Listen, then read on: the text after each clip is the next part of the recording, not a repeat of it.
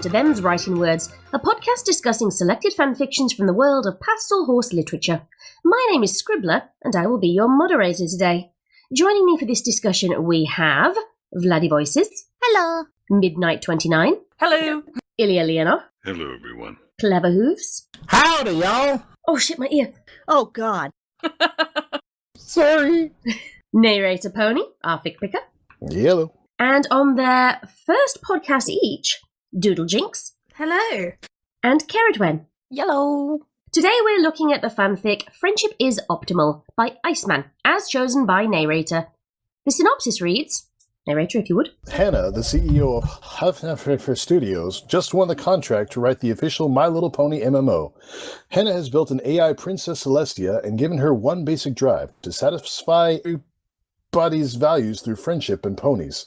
Princess Celestia will satisfy your values through friendship and ponies, and it will be completely consensual. Thank you.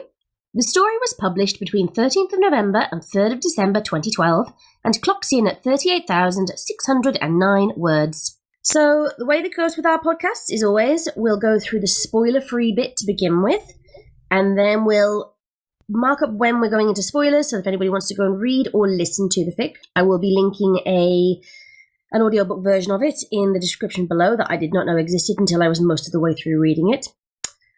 And then if you want to listen to that and come back and join us, fine. Okay, so first things first. Tags. Do we believe they're accurate? The only real tags for this are human and AU. Neighrator. Human AU? Sure. I think that there was a much smaller tag selection back when the story was published, so I'm fine with it. Vladdy? It definitely feels like it should have a psychological tag to it, if not also horror, but that's kind of questionable whether horror or not, so at least psychological. Midnight? I'd have to agree with that, but if since the story was back then, didn't have as many tags, then they fit. Ilya? You as alternate universe, is that what it is? Yes. Yeah, probably. If there was a tag for philosophy, I'd probably throw that in. Doodle Jinx? I agree with the statement provided. Wow. No. No, it does fit within the categories it's chosen. Clever? I agree with Ilya about philosophy. There's a lot of philosophical ideas in there, and if there was some kind of tag for that, that would be interesting as well. And if there was a tag that said universe works, I would add that tag. And Carrotwen? Yeah, the only one that's missing for me is science fiction, if you're going like the Black Mirror route. Yeah, that was what I was thinking, is that the two that are missing are science fiction, which I would probably add in instead of alternate universe, or grimdark. But your mileage may vary on that, and we will get into why that may apply in the spoiler territory. So, a brief summary of the story. Narrator, you're going to give the spoiler-free description. We give our... Pardon? Go on. You were saying? Sorry, you interrupted? Despite all my preparation today, I forgot to do that part, so let's see. We can just, we'll just do it live. There was a... Well, in a second, Neighrator will give his very off-the-cuff spoiler-free version of this story. We give our brief overviews of our opinions on it without giving you any spoilers, and then we'll crack on with... Well, I think we'll probably just go straight into spoilers today, because we can't really talk about tone and pacing without going on with genuinely some really spoilery stuff. So, NP, spoiler-free description, please. Yeah, let's see. So you've got... so Hasbro approaches this gaming company who has this revolutionary AI tech to make a My Little Pony MMO for them. That's a massively multiplayer online game. And the co-CEOs of this company, they have the technology. They're the premier AI developer in the world, and so they know that they can do it very cheaply because the AI will be making most of the assets for the game instead of employing armies of animators and artists and voice actors and stuff like that. The AI will just be doing everything. And so they make this AI, and the AI is super intelligent. And after that, everything goes completely to plan, and nothing goes wrong at all. Right. So, overall opinions of this story. Now, Neighrator, I am going to ask you to go first. Just briefly, because what's your opinion that made you pick this fic? This is kind of a revolutionary fic in the fandom, and this is also kind of a revolutionary fic without the fandom. This fic has seen wide circulation in non-pony spaces as well, and it's also inspired a whole subgenre, or you could say a sub-fandom, of authors writing sequels and stories in this universe. So it's a very influential fic. So we'll go with the top of the list then. Caridwen, what's your overall opinion of the story in a spoiler-free fashion? I had more questions than I love the story. I really enjoyed it. It reminded me of a lot of shows. Like recently there was an anime called Pantheon. Reminded me of The Matrix, Black Mirror for certain. So I found some of the characters a little bit bland, but that might be just because there's just so much to get through. And Clever, what's your overall opinion? I thought it had some really interesting ideas. As mentioned, there's strong Matrix ideas in there, both in philosophy and in consequence. I'm sure we'll get to the philosophy parts of that later. I found that the point of view that the author chose to elucidate on, boy, I don't know why that word came to me. That's like a $5 word. But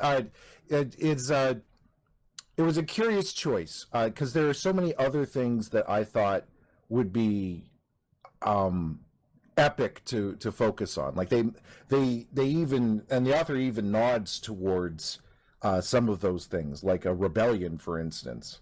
And I think I got the sense that the author, in terms of sort of its pacing, I think the author got kind of tired of writing the story at some point and wanted it to end, because there's just this big jump from kind of this world being kind of Equestria Lines is just kind of a nice thing that people play, to Equestria Online is now like taken over the world, and there's really not much in between those two moments, and we only get a real in-depth look at like 2 lives throughout the whole thing. And so you're kind of I'm left wanting, to fill in the gaps. And as Neighrator said, and as I kind of speculated, is that this fic really does create a world where there's a lot of opportunity to talk about conflicts that don't get talked about. So I read the fic and I was just like, it was a big fic to begin with. I get why they ended it kind of when they did. I have questions about, like, story arc and what was the purpose that they were trying to really drive home. And so I was left at the end being like, it felt unfinished in a way. So I'll put that out there. It's not that I didn't enjoy the ride, although at points it did drag a little, but I didn't feel bad about it. It was easy to read from start to finish. I will argue not later. Doodledrinks? Well, unfortunately for me, I started listening to the audio book version of this, and my phone died. So unfortunately, I didn't actually manage to finish it. I got mainly past the prologue. Well, just generally on that, from what you had listened to, was it enough to make you want... Was your opinion of it, I would like to hear more of this? Yes. It was quite... It started off a little slow, and this is a bit that I listened to, and then as it started drawing more and the characters were introduced and the idea behind the whole story started to reveal itself a bit, it was quite interesting because I really want to see how it developed more from obviously the beginning, and I really wanted to finish it, but then my phone decided to other plans. Apple said, no, we don't want to hear about the AI that might destroy the world. Apple went, no ponies for you. Ilya, what's your general opinion of it? Well, in some sense, Clever stole all of my words, because I pretty much mirror his sentiment on the thing. You blackmail That's how it feels, Ilya. That's how it feels. God damn it! I found the fic eminently readable. It was, I never felt like I was bored. I was pulled from one moment to the next throughout the entire fic. I did feel that there was quite a bit left out and quite a few things I would have rather had explained that weren't. But I didn't write it, so I can't fault the author for not doing that, I guess. I had a good time with it, I'll say that much. Midnight? I raised my eyebrow at the very beginning. I don't think it came down at all during the entire read. And I had part of it, I partly listened to it and partly read it because the fanfiction reading back to me was too slow for me because I just wanted to get through it. No, I understand. It just, if it hadn't have been late at night, I think I would have spent the about 2 or 3 hours just throwing around ideas and what on earth I just read. Kind of reminded me of the times I would sit in the car with my father and just chat about philosophy and theology and just, deep questions, which I wasn't expecting from a My Little Pony fanfiction. See, that's how they get you. You come for the ponies and you stay for the philosophy. Exactly. That's And deep. finally, Bloody. He was a real thinker, that's for sure. Succinct! I hit the wrong button. God damn it. It was a real thinker. In my opinion, I did not like this story. I keep apologising to MP because I really didn't like it. I really struggled with this one. There were bits of it that I was intrigued about, but they always tended to come at the end of a chapter, and then the next chapter would start after a time skip or with a different character or something significant had happened off screen, and I just felt myself getting really frustrated and annoyed by it. And I will say, as a general thing, and I think I said this to MP on a walk day before yesterday, I have learned something about myself from this story. This story eschews character for plot. It is a very plot-driven story and not a very character-driven story. And I have learned I don't like that. I need a character-driven story because a plot. If I hadn't been reading it for this podcast, I would have given up. So if that doesn't sound like your bag, this story might not be your thing. Ilya? I was curious, do you read much technical literature or mostly just stories? I do not read technical literature. I'm sorry? Hard science fiction is not my thing either. Okay, yeah, well, that sort of explains your viewpoint, I think. If I were just reading for characters, it's not Dickens. But there was a lot of semi-technical and philosophical things in there that are enjoyable to someone who does read technical things. Is that something you'd agree with, Neighrator? Neighrator had to explain to me what non-Euclidean space meant. What? That you didn't get that far, Diddle Jinx. That comes up twice. And I had to turn to him and go, what the fuck does this mean? Doctor Who, it's bigger on the inside. That is literally how he volume. explained it! It's like, oh yeah, get that. That's making my eye twitch. That's what I always tell the women. It's bigger on the inside.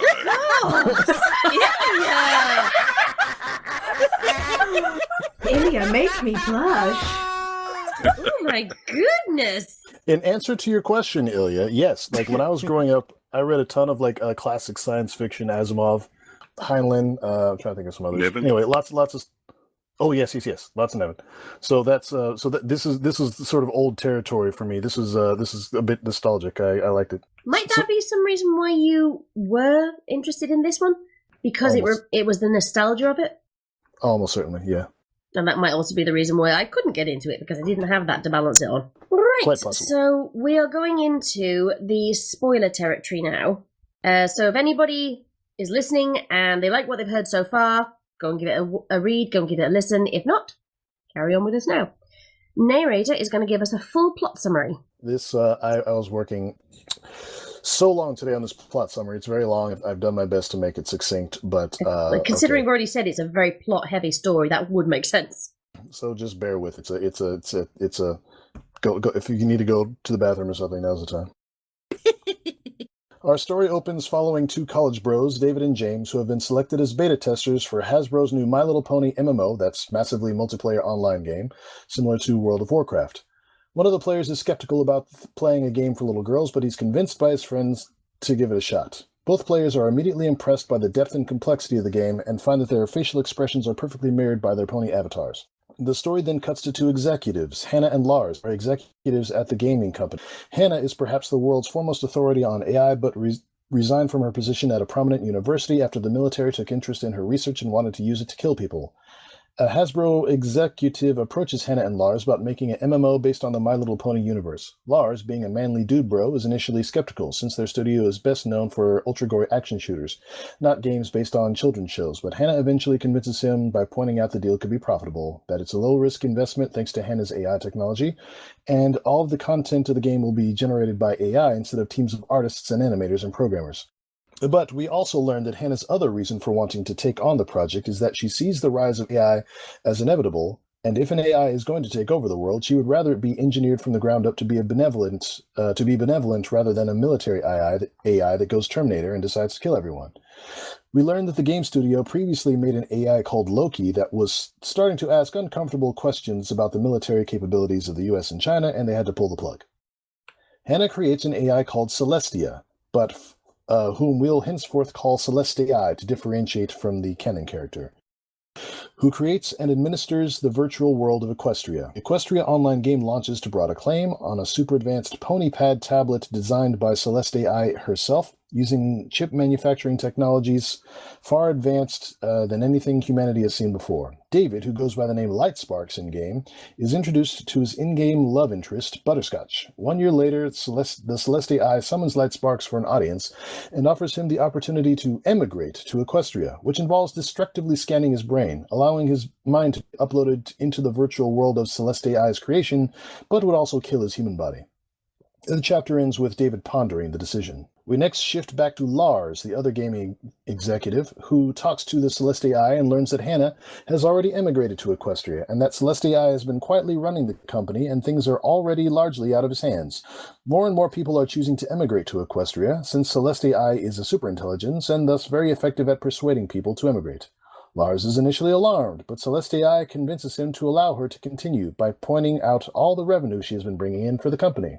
David awakes in Equestria after undergoing the immigration procedure, and there is a lengthy discussion about how things work in the virtual world of Equestria.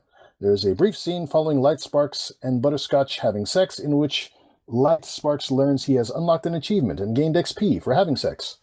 Woohoo! Oh my.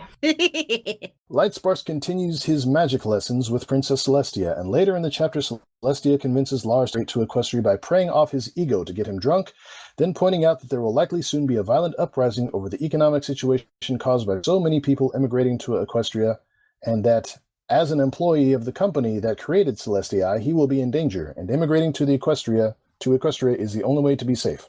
Lars declines, but on his way out of the meeting, he encounters a violent person and spontaneously agrees to emigrate to Equestria to escape. It is implied that Celestia arranged this whole situation from start to finish in order to convince Lars to emigrate. How am I doing so far? Am I too fast or slow? No, that's good. You're doing good. All good. All right. Just let me catch my breath a second. Okay. Breathe. Deep breaths. I think Celestia doesn't want anyone to do. About halfway through. Lightsparks and Butterscotch have a discussion on causality and the fact that all her memories from Foalhood were manufactured by Celestia, and Butterscotch convinces Lightsparks that it doesn't matter. Lightsparks' magical lessons continue. We then jump to Lars, who has been assigned the name Hoppytime. Since emigrating to Equestria, he now owns a pub and brews his own beer. He spends his time with his friend and sleeping with lots of mares. But he is still unhappy at a fundamental level. He just doesn't like being a pony thanks to his machismo. Princess Celestia turns up and offers to alter his personality so that he will no longer dislike being a pony. There is a long discussion about how and why Celestia would not do so unless he asked her to, and Lars eventually agrees, and afterwards enjoys his new life in Equestria much more. In the next chapter, we jump to the perspective of a man living in Afghanistan, the very last human on the planet who has not emigrated to Equestria. He is terminally ill and will die soon. Pinkie Pie appears to him, whether as a robot or induced hallucination, and tries to convince him to emigrate, but he refuses. She waits for him to die naturally, then begins the process of converting the entire Earth, including all the plants and animals, into computronium, with nanobots, and the moon and the rest of the planets in the solar system as well. Then she launches interstellar probes, which slingshot all the planets from nearby star systems back to ours to give her more raw materials to work with, all with the goal of increasing her computational power to better satisfy her little pony's values through friendship and ponies. Some of these planets contained intelligent life, but because they were not human, Celestia had no qualms about destroying them. She eventually consumes all the matter in the Milky Way galaxy and then moves on to other galaxies. So that escalated quickly. In the final chapter, Lightspark solves a magic puzzle. We learn that Hoppy Times is happy with his new life of drinking and debauchery, and we finally learn what has become of Hanna. She has decided to become the Princess Luna of the virtual Equestria, but spends most of her time just lying in a field, content that she no longer has any responsibilities of running a company and worrying about AI stuff, because Celestia has taken care of everything. The end. Well, you forgot to mention that she's in a relationship with Celestia AI. What? I completely missed that point. Is that true?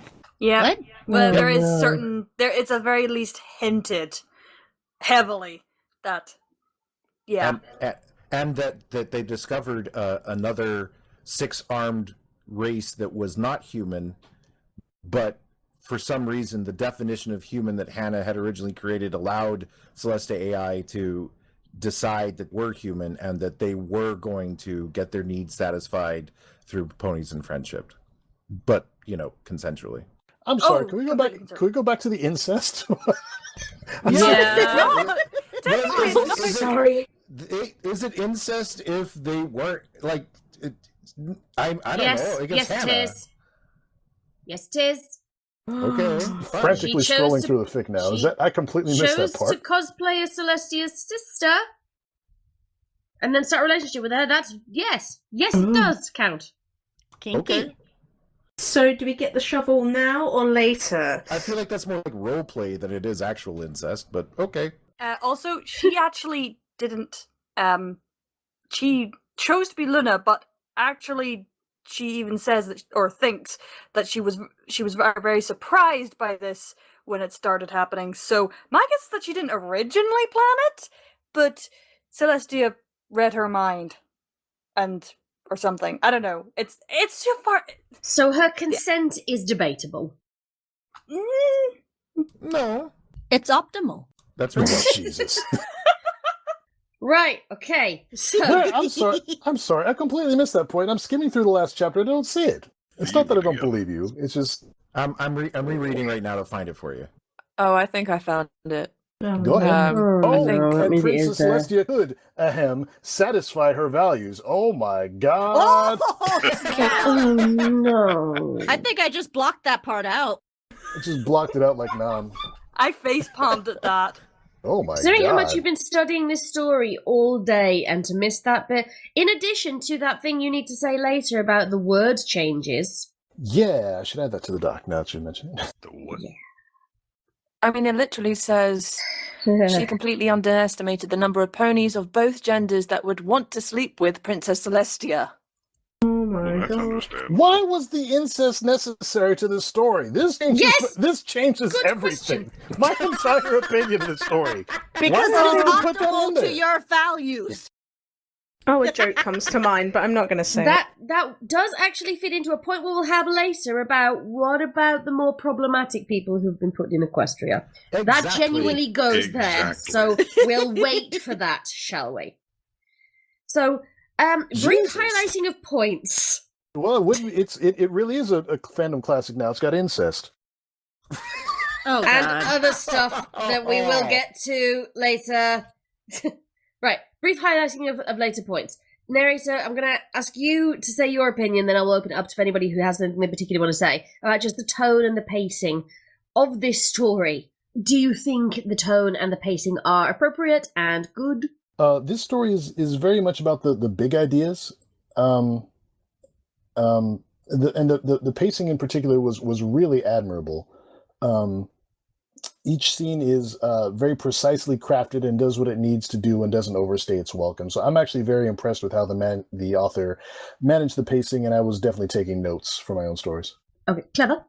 I agree for the most part, but I think with a qualification that there were moments where,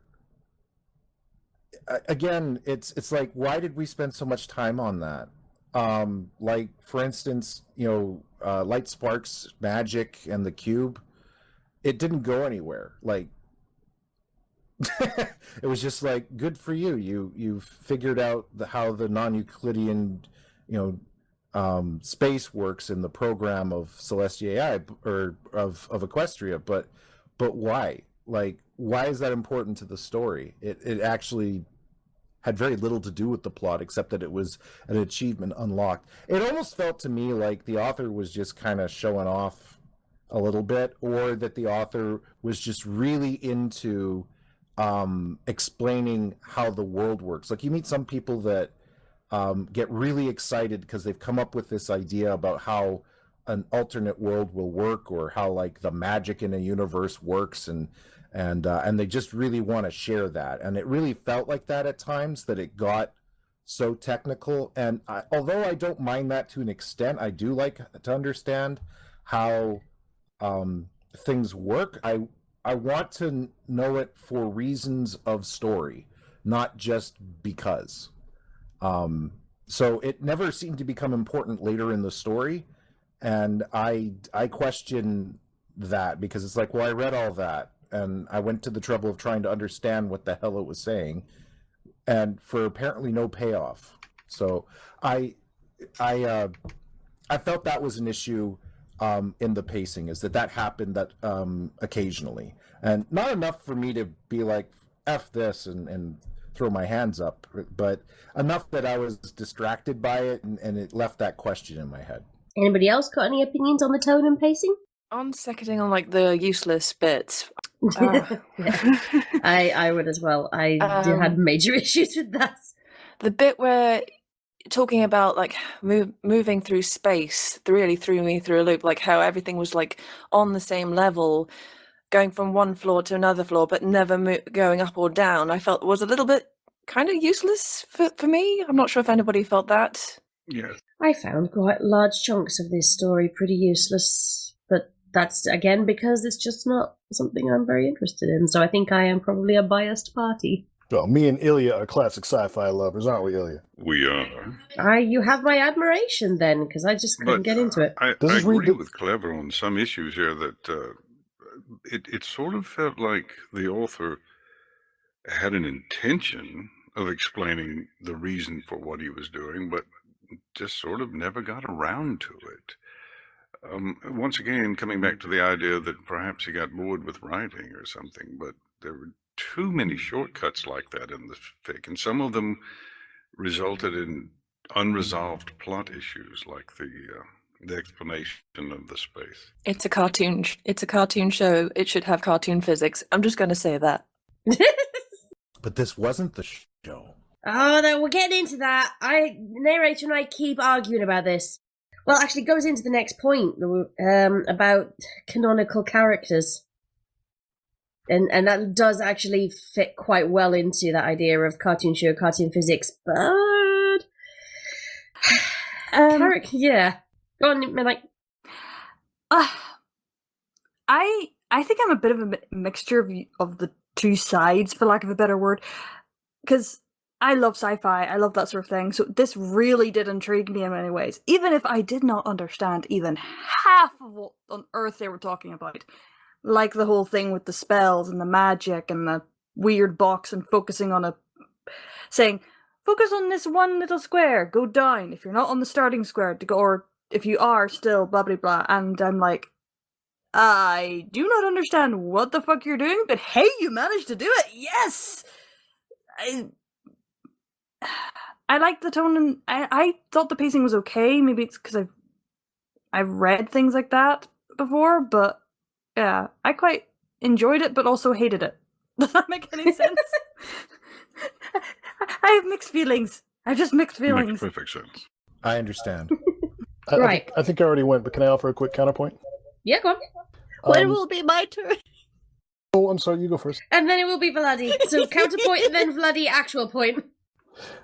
Just to say that I think the bits with where Light Sparks was learning his magic lessons, I think it was mostly just to illustrate in practical terms via example, what life in Equestria post migration would look like. And so I think it was useful. At least I got something out of it. And then in terms of the magic lessons and stuff like that, it may have been the author flexing a little bit, but from my background in computers, I recognized a lot of the concepts there is sort of meant to illustrate that the magic system in Equestria works a lot like a programming language. Yeah, I got that as well, but I felt like that they went a little overboard with that. Like, you know,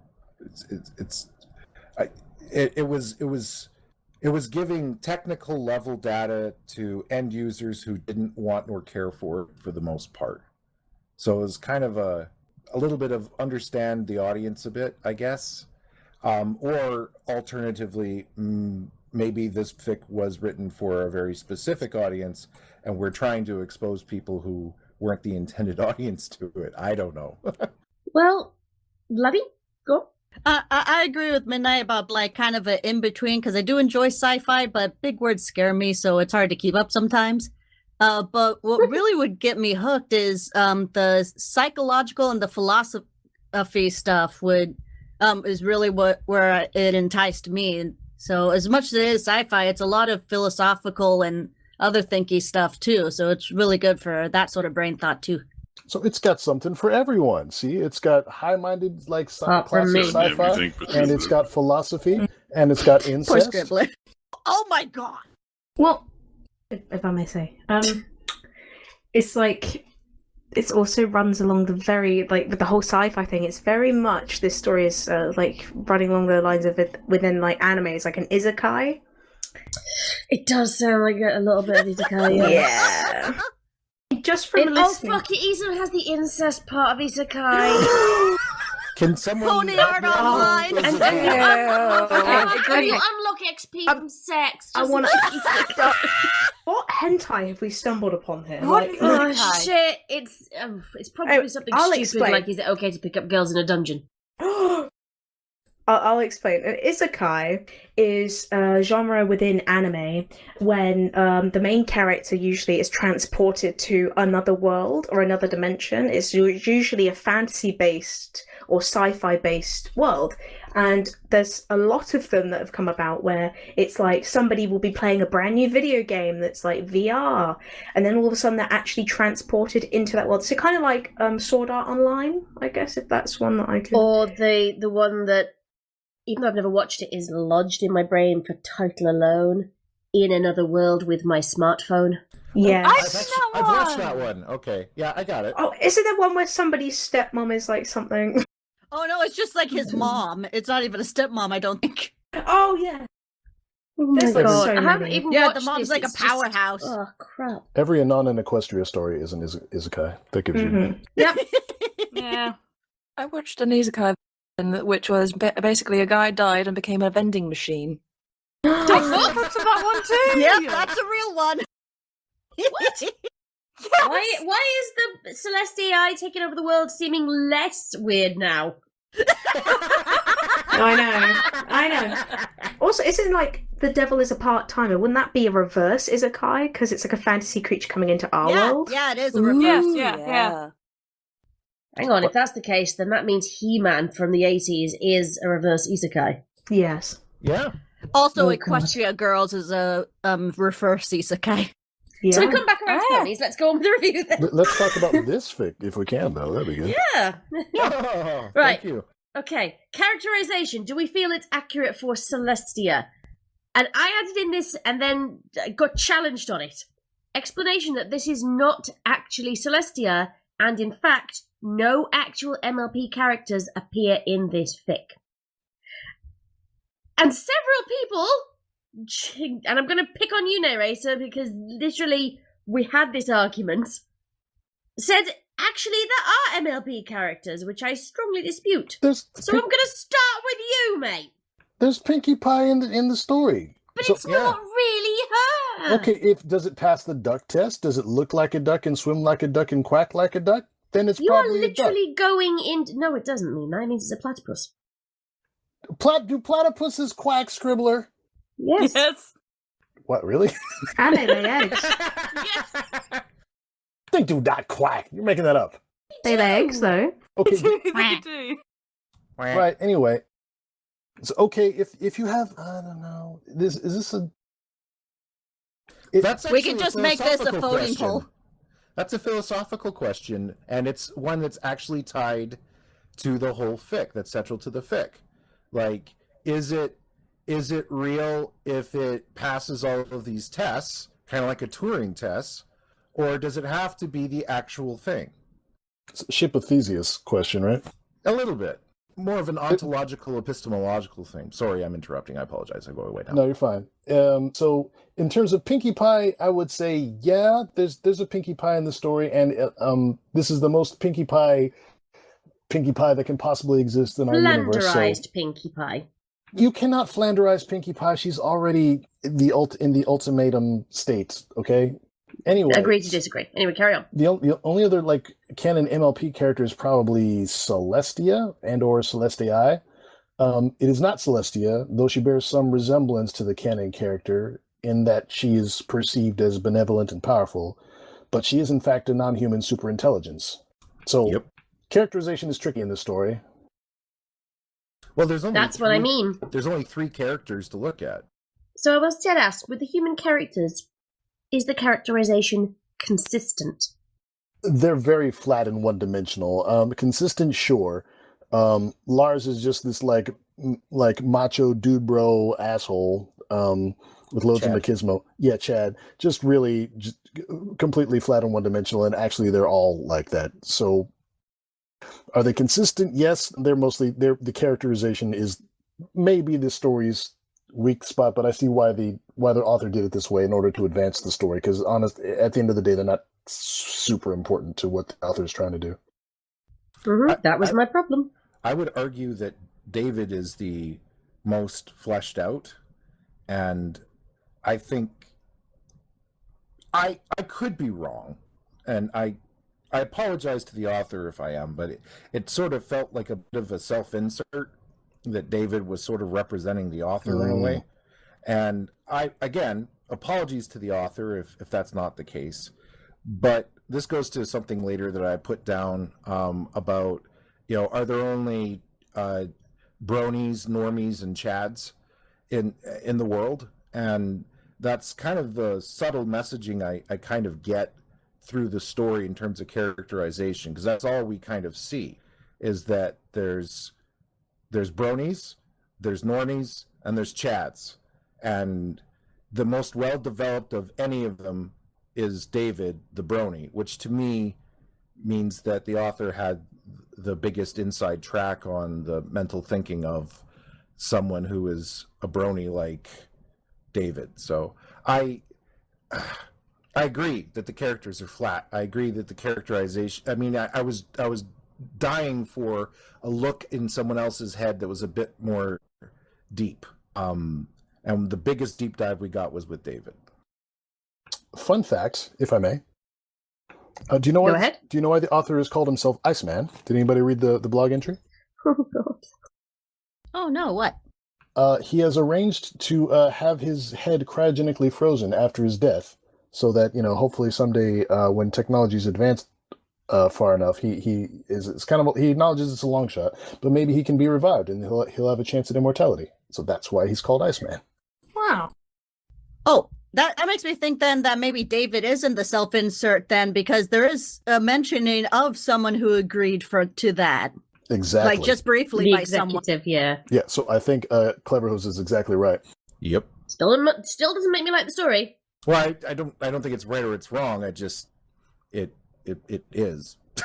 And it kind of just is what it is. Yeah, and you can kind of tell the way that the chat is treated, that the author kind of has opinions of that this is who chads are, and this is how they would behave, and this is his idea of how a chad would end up in Equestria, to how they get them to emigrate.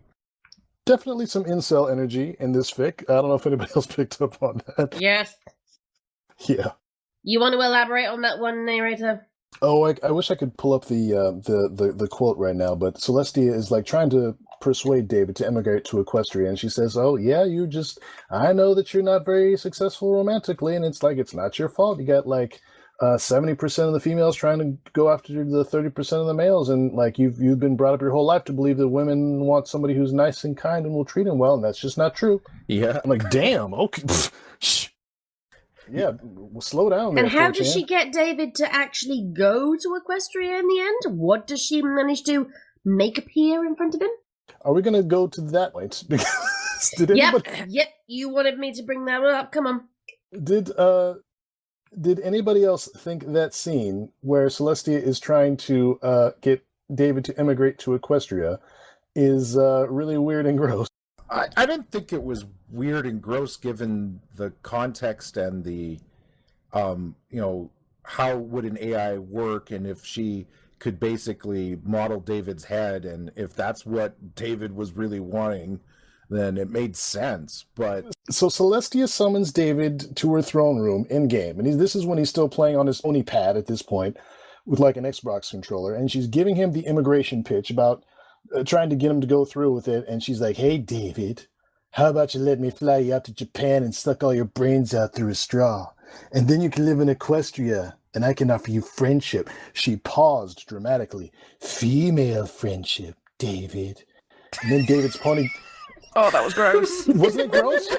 And then David's pony girlfriend just suddenly appears, just like teleports behind Celestia, and Celestia's like, "Look at this hot piece of ass, David. Isn't she wonderful, David? Don't you want to come play with us, David, and be friends? You're going to feel so satisfied, David. Oh my I'm God. going to satisfy all your values, Please David. You're going to feel You know what she's satisfied." doing, right? There's a word for this. It's called honeypot. Yeah. Yes, and she keeps talking yeah. over Butterscotch like she's not even there, and Butterscotch, who was in theory like this fully fleshed out like person. no, she wasn't fully fleshed out until after David emigrated. You're right. And then, then Yep. Butterscotch is like, "Hey, princess, what's going on?" And Celestia's like, "Shush." And then she just like continues pimping her out and trying to sell her to David, like, right? So she just like spins her around and let him get a good look at the goods, you know. I did And at one think point that when she shushed her, that was on purpose to say, "Look how submissive she is." Oh my God. And at one point, You might she have a nuzzles point. Butterscotch, and she starts in my mind, she just starts making out with Butterscotch, like right in front of him. She's like, just lots of tongue, big sloppy. We don't need to Come- hear about your fanfic based on the fanfic. Come on, David, you know you want some of this. I will Let mute me you. suck your brains out with a straw, David. It was just a weird He's scene. supposed to be the responsible moderator. It's just a weird scene from start to finish. It is. I would Right, slightly okay. disagree. Midnight, then Doodlejinx, then Clever. I'm so sorry. I completely took us off the rails with that. Go on. Midnight, then Doodlejinx, then Clever. Okay, I agree with the way you form it. That if you round it up like that, yes. In the moment I was reading it, I knew, one, she was manipulating, and two, that this was clearly just like she blatantly does say that she knows how to manipulate people, which I actually quite like about the story. But at the same time, I don't think, I just wanted to correct, she is fully formed at that moment, because she actually states Butterscotch states later that that's her first memory, her first proper memory of her in the throne room, looking round, being like, Celestia, what's happening? But that's when she's fully formed. So Celestia already knew that she had pretty much hooked David at that point. Well, that would be even worse if it was just Celestia, just like manipulating Butterscotch like a hand puppet. Like, "Oh, David, you're so hot. I can't request you." Just talking through a little sock puppet You're girlfriend. still on point, man. Sorry. But yeah. Then, Doodlejinx, then Clever. Oh my God. If ever there's a redoing of the audio version, we need that voice. Because for a second, all that flashed through my mind was this is like a weird version of 2001: A Space Odyssey. So instead of Hal, it's Celestia. It's going, "You want a piece of this ass?" I'm sorry, David. I can't do that. Oh God. It's like, Clever, want me save to us. open the pod bay doors, David? No, I will I mute you. don't think so. Clever, please say something. Sorry, I'm stuck trying to prove that she didn't actually exist until he became into the game. because that's actually important. That whole conversation that they had at that time was when she was trying to convince him, because they were discussing the nature of like reality memories and all of that, and that was actually very interesting, but those points were kind of important, so I'm just quickly trying to find that part. I think you're right. Actually, I think in the causality chapter, I forget which chapter number it is. She says that she was not a fully formed person until David immigrated to Equestria. So that moment, that scene I just described, she was still a Celestia hand puppet at that point. Hoof puppet, I suppose. No, sock puppet works. Sock puppet accounts online. Yeah, I'm just looking here because like it reads here like Butterscotch looked away, her face scrunched up. She then relaxed as she took a deep breath and turned back to Light Sparks. Have you thought about when I was played by Celestia in the days when you were a human? I was just what Princess Celestia imagined I was. I had no subjective experience, and yet you still cared about my feelings, fell in love with me, and immigrated to Equestria in part to be with me. And when you came, Princess Celestia, in her kindness, upgraded me from a part of her mind to a neural net, so I can love and think and feel in subjective ways just like you do. So it's very clear she didn't exist as a separate entity from I know that talks about that there are memories of the things that happened before, but that goes into the whole idea of this chain of causality, were the memories real, and so on. And that's a very interesting epistemological question about what's real and what's not real.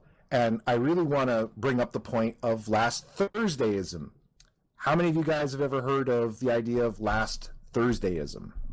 No, go on. Sounds new. Okay, so it's how many of you have heard of the Church of the Spaghetti Monster?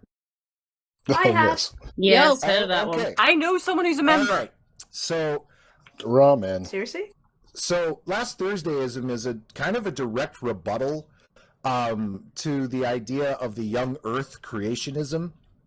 So for those who are unaware, the young Earth creationism is an idea that the Earth is only 10,000 years old. Fossils and the fossil record were just created when Earth was created. So it was de facto there as it is.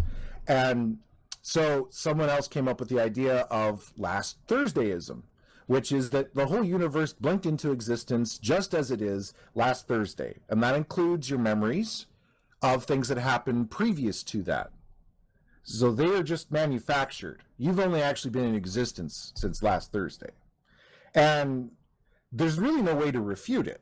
I mean, you can try. There's no real way to refute it, just like there's no real way to refute the young Earth creationists. And so here, there's sort of an appeal, whether the author knew about last Thursdayism or not. I mean, they went to a great extent to over-justify, like past memories of things that happened in game before people became it's last Thursdayism is the shorthand.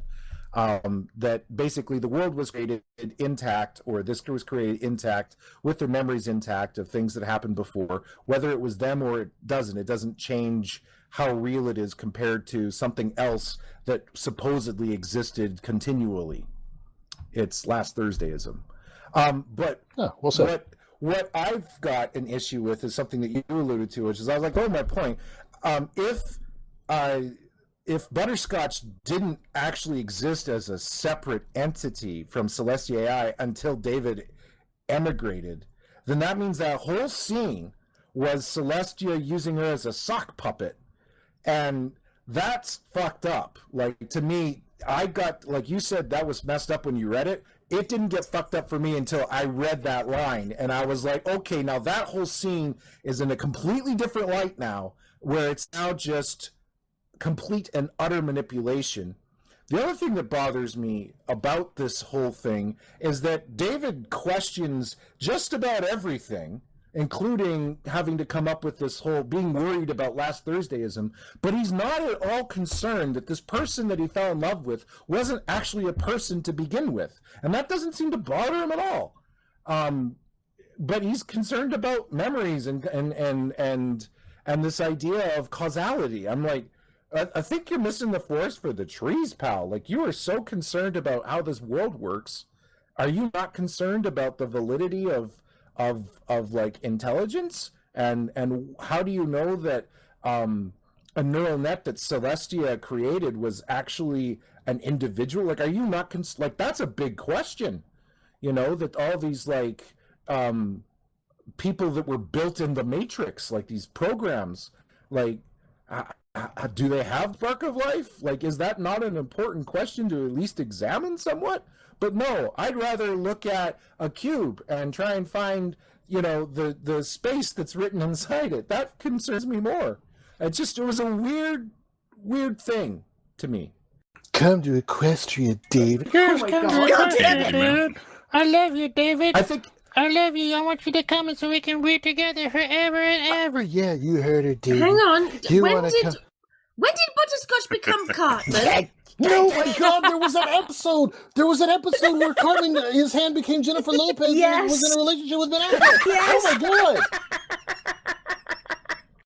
Can you I do a pretty good impression of Cartman, actually. NP for Celestia 2023. I'm sorry, Butterscotch. You gotta respect my authority. Oh my God. Anybody vote for me, Respect my I promise to authority. kill all of you and suck your brains out through a straw. As long as I don't feel it, I'm fine. Can I point out we're still on 0.5 of 35. Let's move on. I'm Oh, sorry. I think we can skip a lot of the later ones. I think we hit them already. So Well, the next point is one Ilya came up with. Is Hanna Lauren Faust? Ilya, want to explain? Well, the reason I asked that, we were talking about whether Celestia was real or not.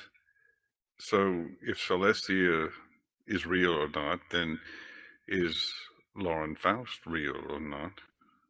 And since she created Celestia, and Lauren Faust sort of created the current iteration of My Little Pony, does that make her Lauren Faust?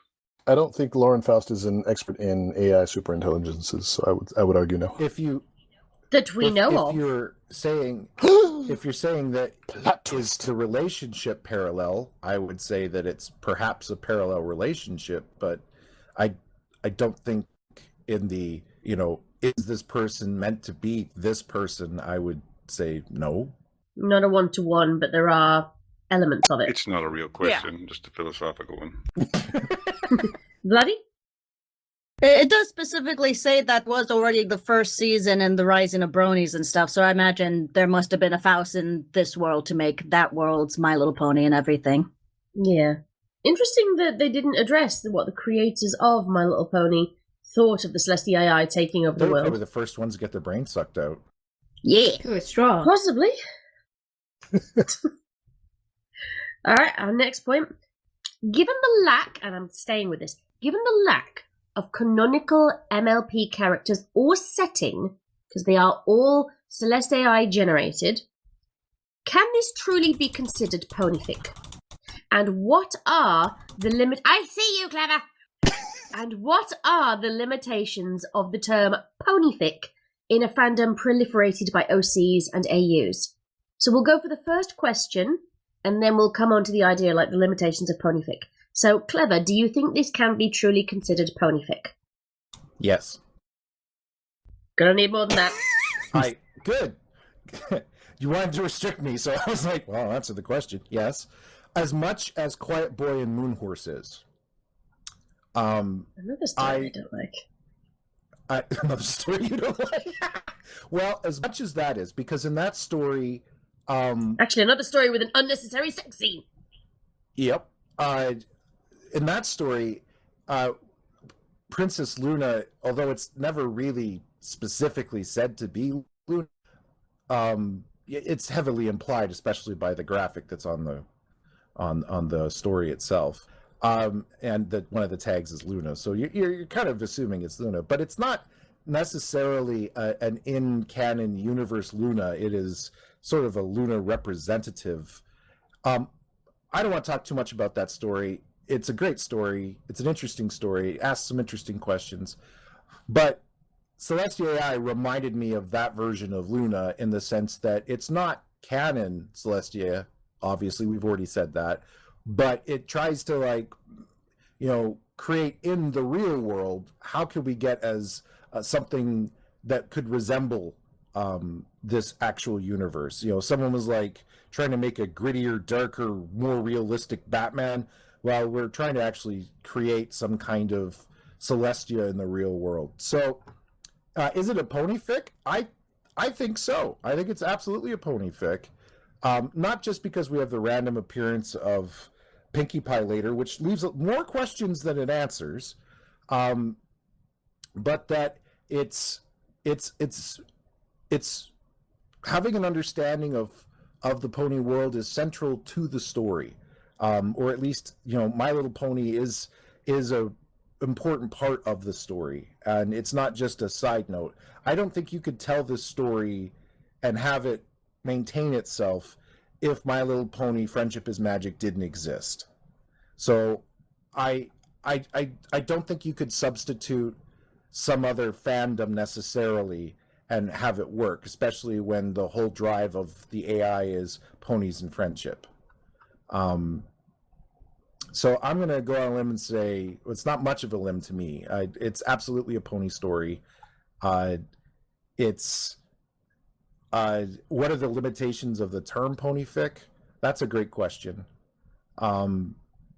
It's not one I'm thinking of at the moment. Someone else can chime in on that. But I think that as a 3-second old definition, I think if the idea that My Little Pony, the universe of My Little Pony is so important you can't swap it out from a story, I think it becomes a pony fic. Midnight? I would have to agree. However, if there was another fandom out there, I was trying to think of another fandom that this could theoretically work, and the only one, ironically, that's coming to mind for me is Bluey. Oh, I suppose, yeah, actually. If Bluey had a bit more of a world, what I mean is, A blue AI. A Bluey AI, or, you know, maybe Chili instead, or Bluey, because it would be more, I would more think Celestia would be more like Chili or Bandit. No, just Chili. So that could theoretically work, but because of how big My Little Pony is, it's been going on for a lot longer than Bluey has. It doesn't quite work for any other fandom. Although this was written at a time period when the fandom was relatively new, because this was written in 2012, and the fandom only really picked up speed in 2011. Yeah, the gen that we're from, yes, but My Little Pony's been around for more, so there's... That's true, yes. It has more of a backlog of stuff that they could have used. And you don't really need much more info than what you get from Gen 1, maybe, because you don't really need to know who Princess Celestia is. You just know she's a princess, and you hear about this princesses anyway, if you at least have little kids. So you don't really need much info, but you do need enough to know about the world, and yeah. Are there limitations to being termed a pony fic? Yes, there are limitations. At least when it comes to what reception you'll get, but yeah, I think as long as it's got ponies, and you can't, then yeah, why not? Anybody else got anything to say on this point? It was perfect to me because of the consistency of Celestia herself. I felt almost exactly the same way about this Celestia as I do about the one in the show. I find her motherly, attractive, caring. Attractive. Oh, Ilya, come to the question, Ilya. Oh my god! I don't need no butterscotch. Oh god! I vote this But becomes a seriously, film quote. she came across. I mean, she came across as somebody who really cared, who was trying to do the best they could for ponies. Now, I hope that later on we'll discover and discuss the darker aspects of that. But there's also darker aspects to the character Celestia in My Little Pony. I mean, if you think about it, if you go there, you find dark places to who she is and what she does. So I found that character consistency made it as much a pony fic as anything else. What do we think are the limitations of the term pony fic? Because I think it was Midnight said as long as it's got ponies in, it's a pony fic. which is kind of debatable considering the existence of Equestria Girls. What does make a ponyfic? When you have a fandom where things like... Oh shit, we've lost Bloody. Oh, where's she gone? Oh no. She's literally just vanished. Ah, there she is. And she's Oh, back. there she is. Hello. What happened? You alright, Bloody? Bloody? Here, Vladdy. Here, bloody, bloody, bloody, bloody. Oh yeah, Okay. her mic's messed up. All right, well, let's crack on and she can come back in. Yeah.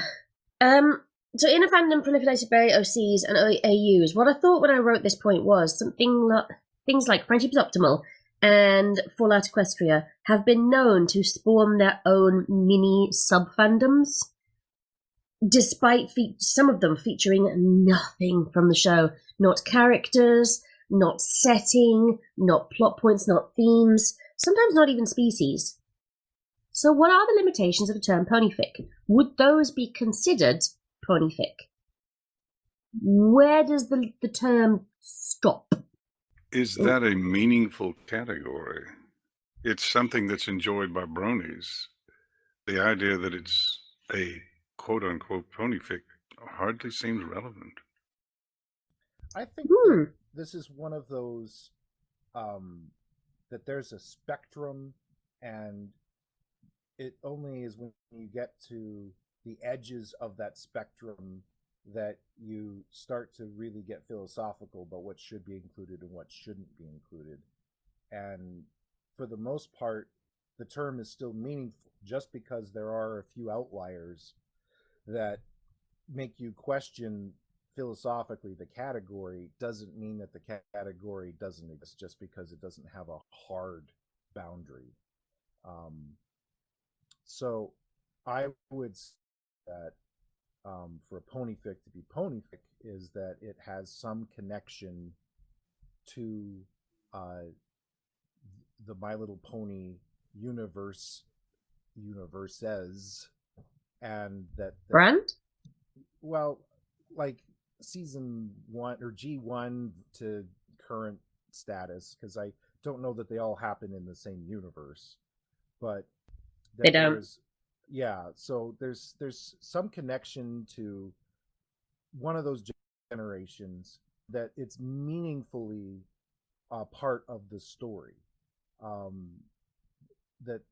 That's and when you get away from canon characters, when you get away from familiar settings and topics, I think that you're starting to mind something that's less ponyfic, but could still be included depending upon how are integrated.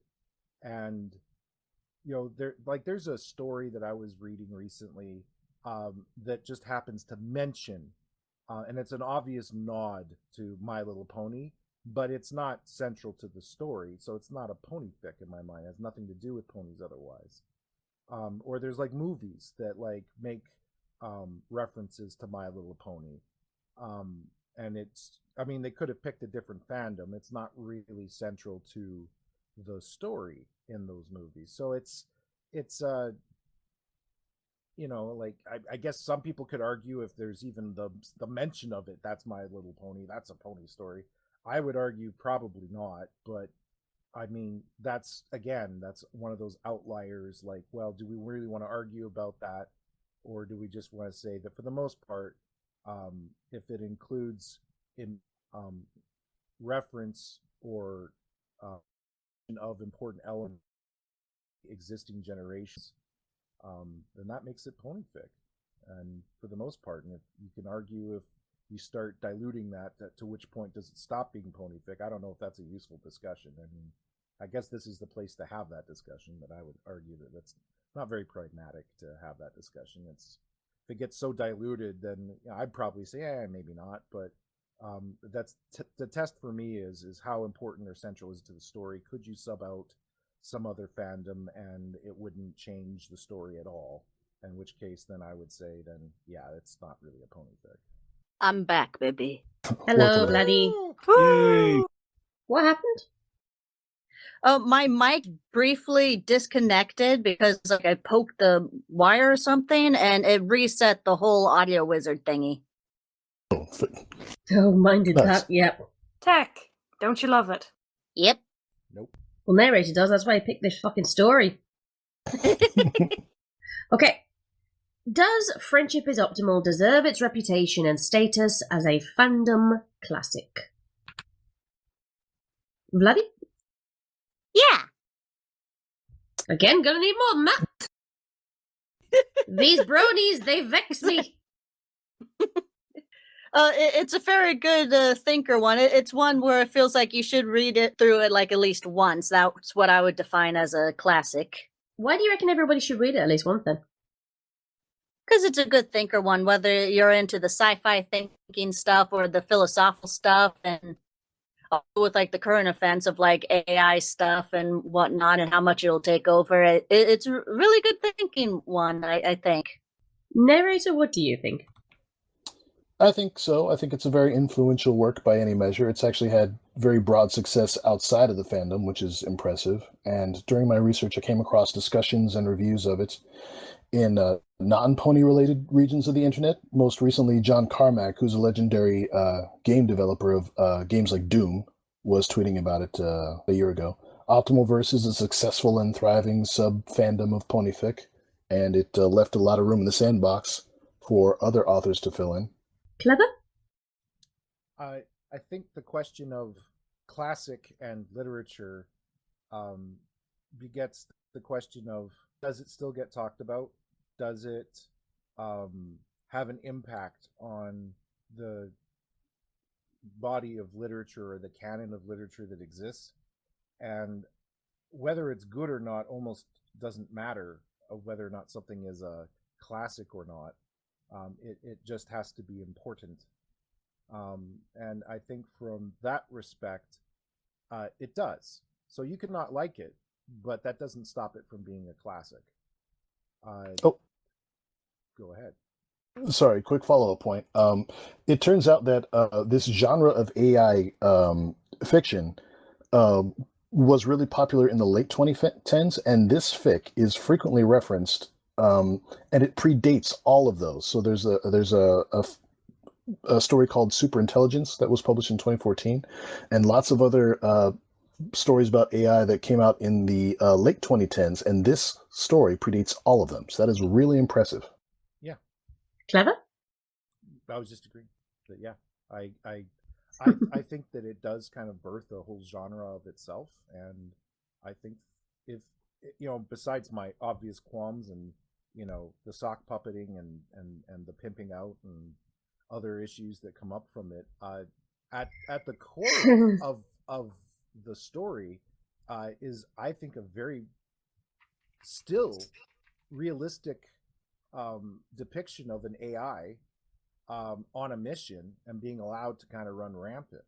And that's and the way in which it goes about it, I think, is unique. So unlike Terminator and unlike other like futuristic AIs taking over the world, I feel like it really treats the subject matter in a way that I think other people go to look to expand upon. I think it's a good story to reference in that regard. So yeah, it's a neat story, and I think that's one of the reasons that I found it a fascinating read.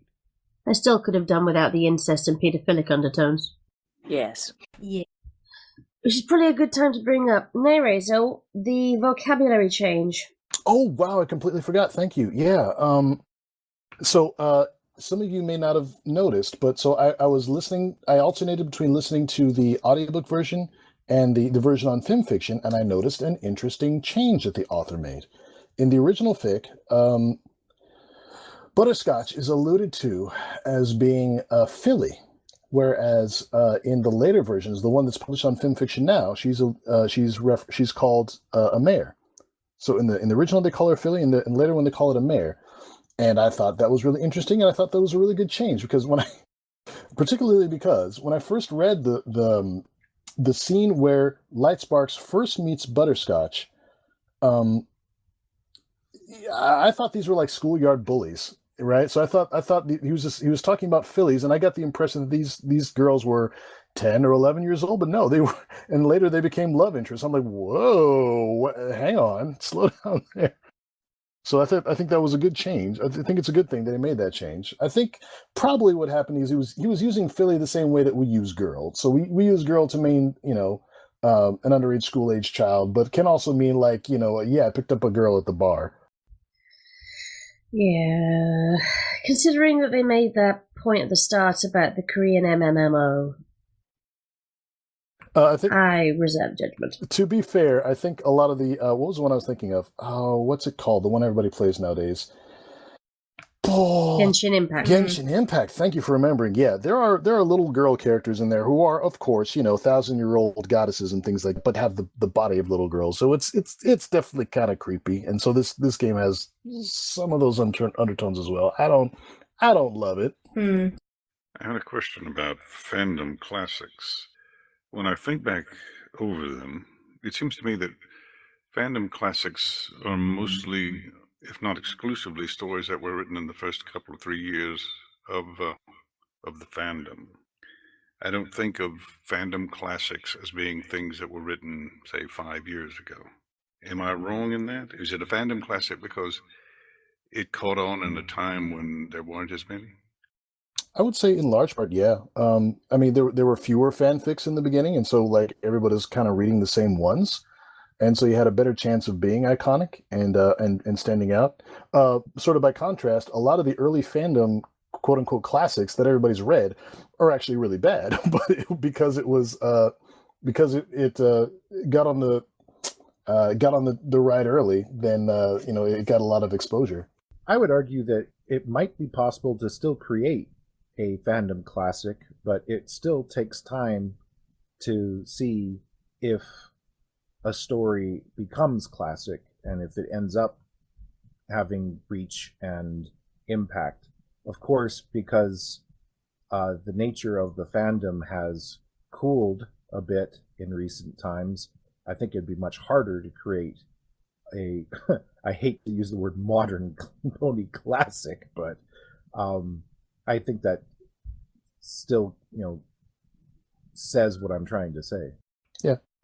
So, point 10. Was the sex scene necessary? Clever. I know you said what sex scene, the post-sex scene. Yeah, I mean the one where you got XP from banging a butterscotch. But was it necessary? They didn't show the sex. Like it was Scribbler, you're literally crazy. It was a post-sex scene. There's no. It doesn't matter. Was it necessary? It does matter. Okay, bloody. It wasn't necessary, but it was funny. Yeah. I agree there. Why are you such a prude, Scribbler? It's not about being a prude. It's about that funny scene did not fit with the tone of the rest of the story. No, but it definitely brought up thoughts. I bet it did. Impure thoughts. I was wondering if he was going to seal the deal or not.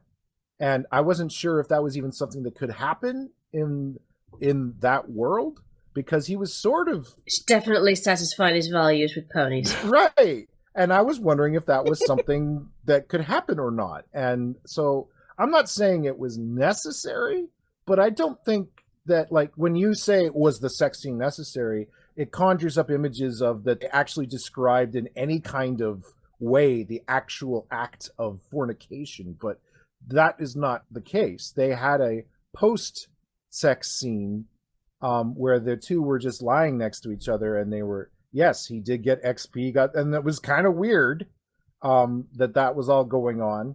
And was that necessary? I don't know that it was necessary, but it answered some questions, and it also brought up some weirdness about the world that I thought was kind of important to know about the world. I don't know how important, but like that is an important facet of the world. I guess I looked at it as, yeah, it's odd. I laughed a bit internally, but I was curious, like, could people even do that in that world? And would that be a selling feature or not? Because this is before wide adoption happened too. Again, not trying to say that I loved it or anything. I don't know. I didn't have a problem with it, I guess. Also, Celestia is omniscient in this world, and so she saw everything. Yeah, yep. Yeah. We know that at some point she was probably sock puppeting that kind of thing as well. David. Oh God. Satisfy her values, David. Now you satisfy his values. Well, But- Was that's it an you who interesting said point. that she had underestimated how many people wanted to sleep with Celestia? That was the Hanna underestimated.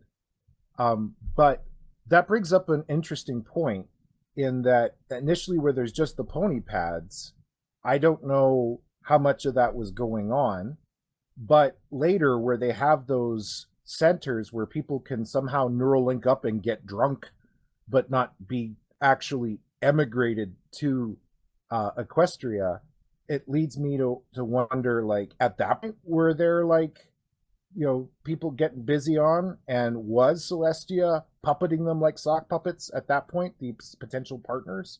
No, she's holding it over their heads. So, you know, if you immigrate to Equestria. Well, they just said that the experience would be more intense. That's what she meant. You know, you unlock the DLC and you get the uncensored mod. Well, I don't know whether they did or they didn't because they don't express it, but you could make the argument that it's possible that didn't happen unless you emigrated. 100% she was holding that over everybody's head.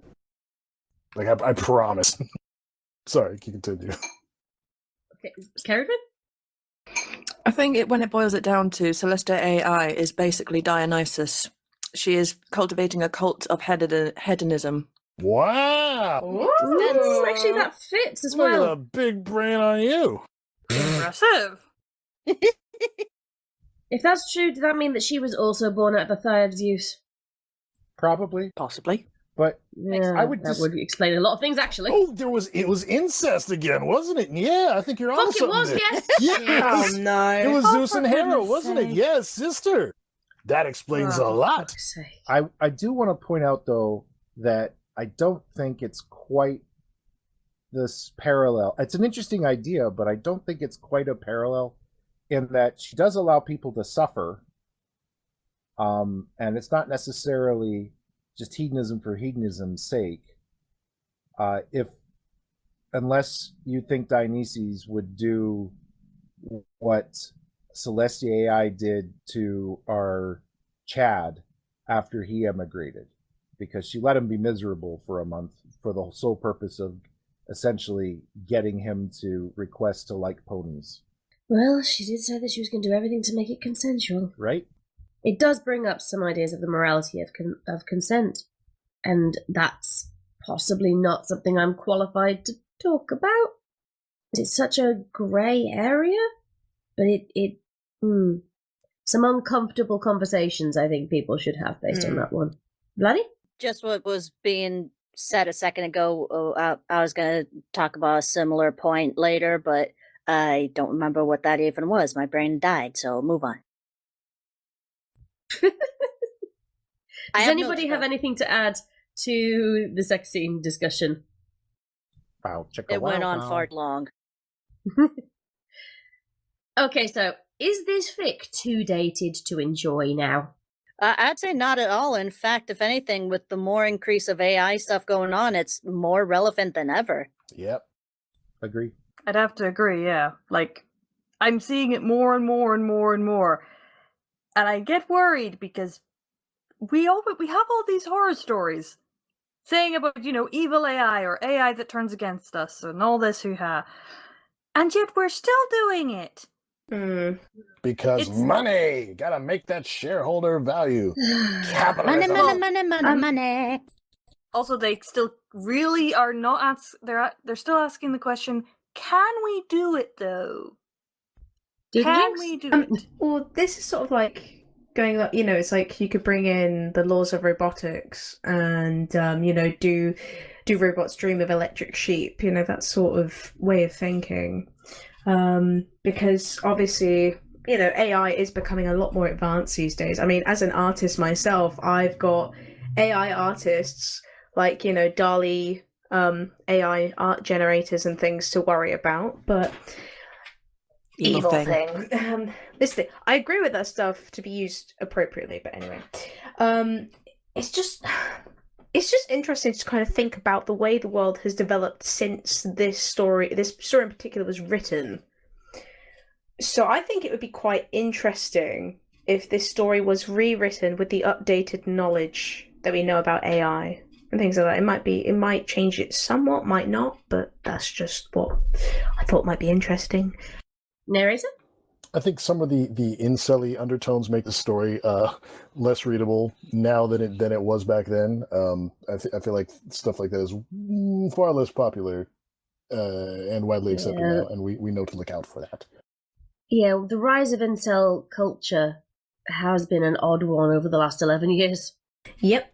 Carriageman? AI is a touchy subject for me, both from an artistic point of view and from a current voice acting and acting point of view.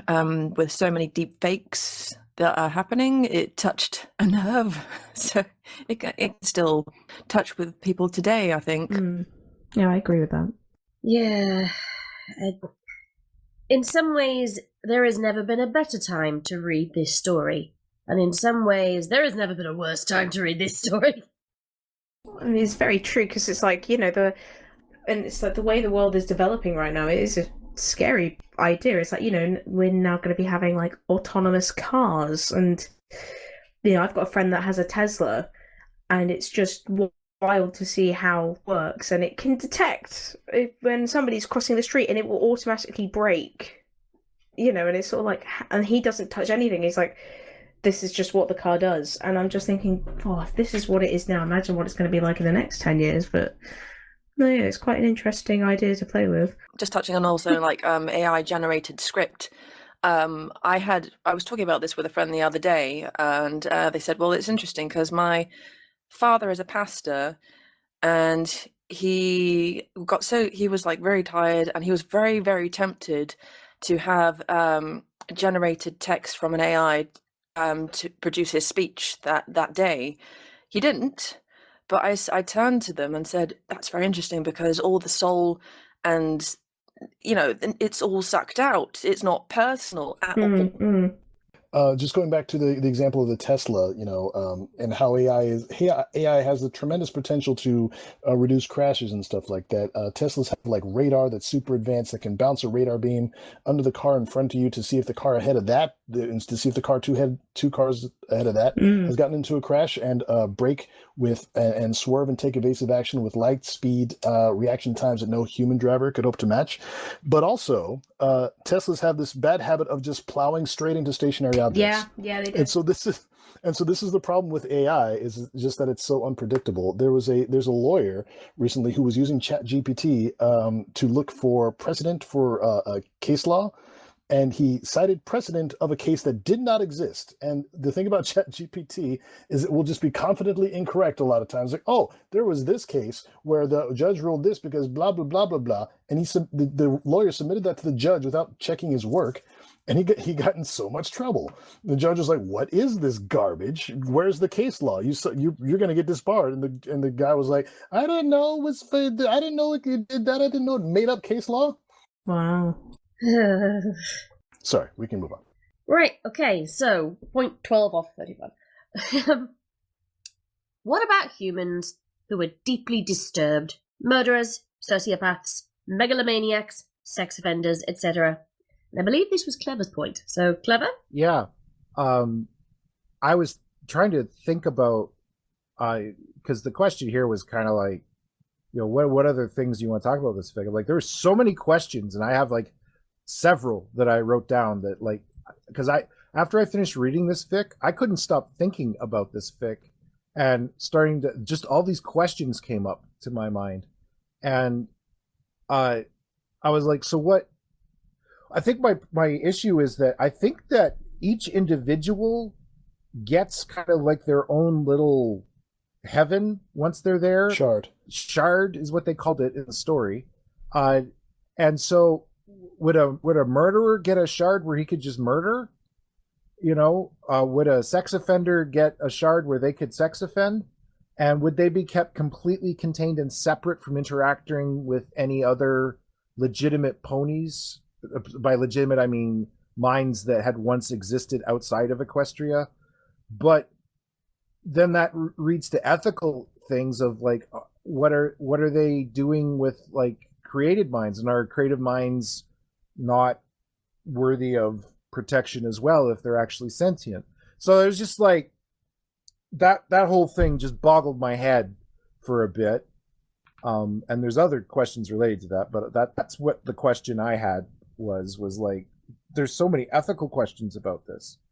How do you deal with it? So I think what Celestia would do in that instance is, just like with Hoppy Time, she would engineer a series of situations to help the serial killer or whoever realize that their violent impulses were detrimental to their own happiness. And then if they were unable to reform on their own by changing their habits themselves, so would offer to alter their minds minimally to remove those violent impulses or otherwise resolve the conflict.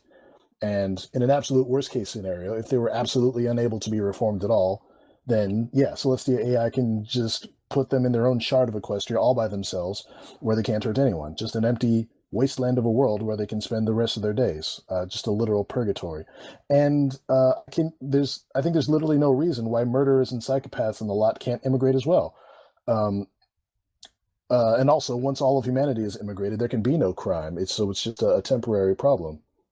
To your question, Clever, my understanding is that once a person has been created for the benefit of some other, like maybe two formerly human immigrants were have a child together, the child they create will be a fully fledged person, and they'll be indistinguishable from someone from a native human.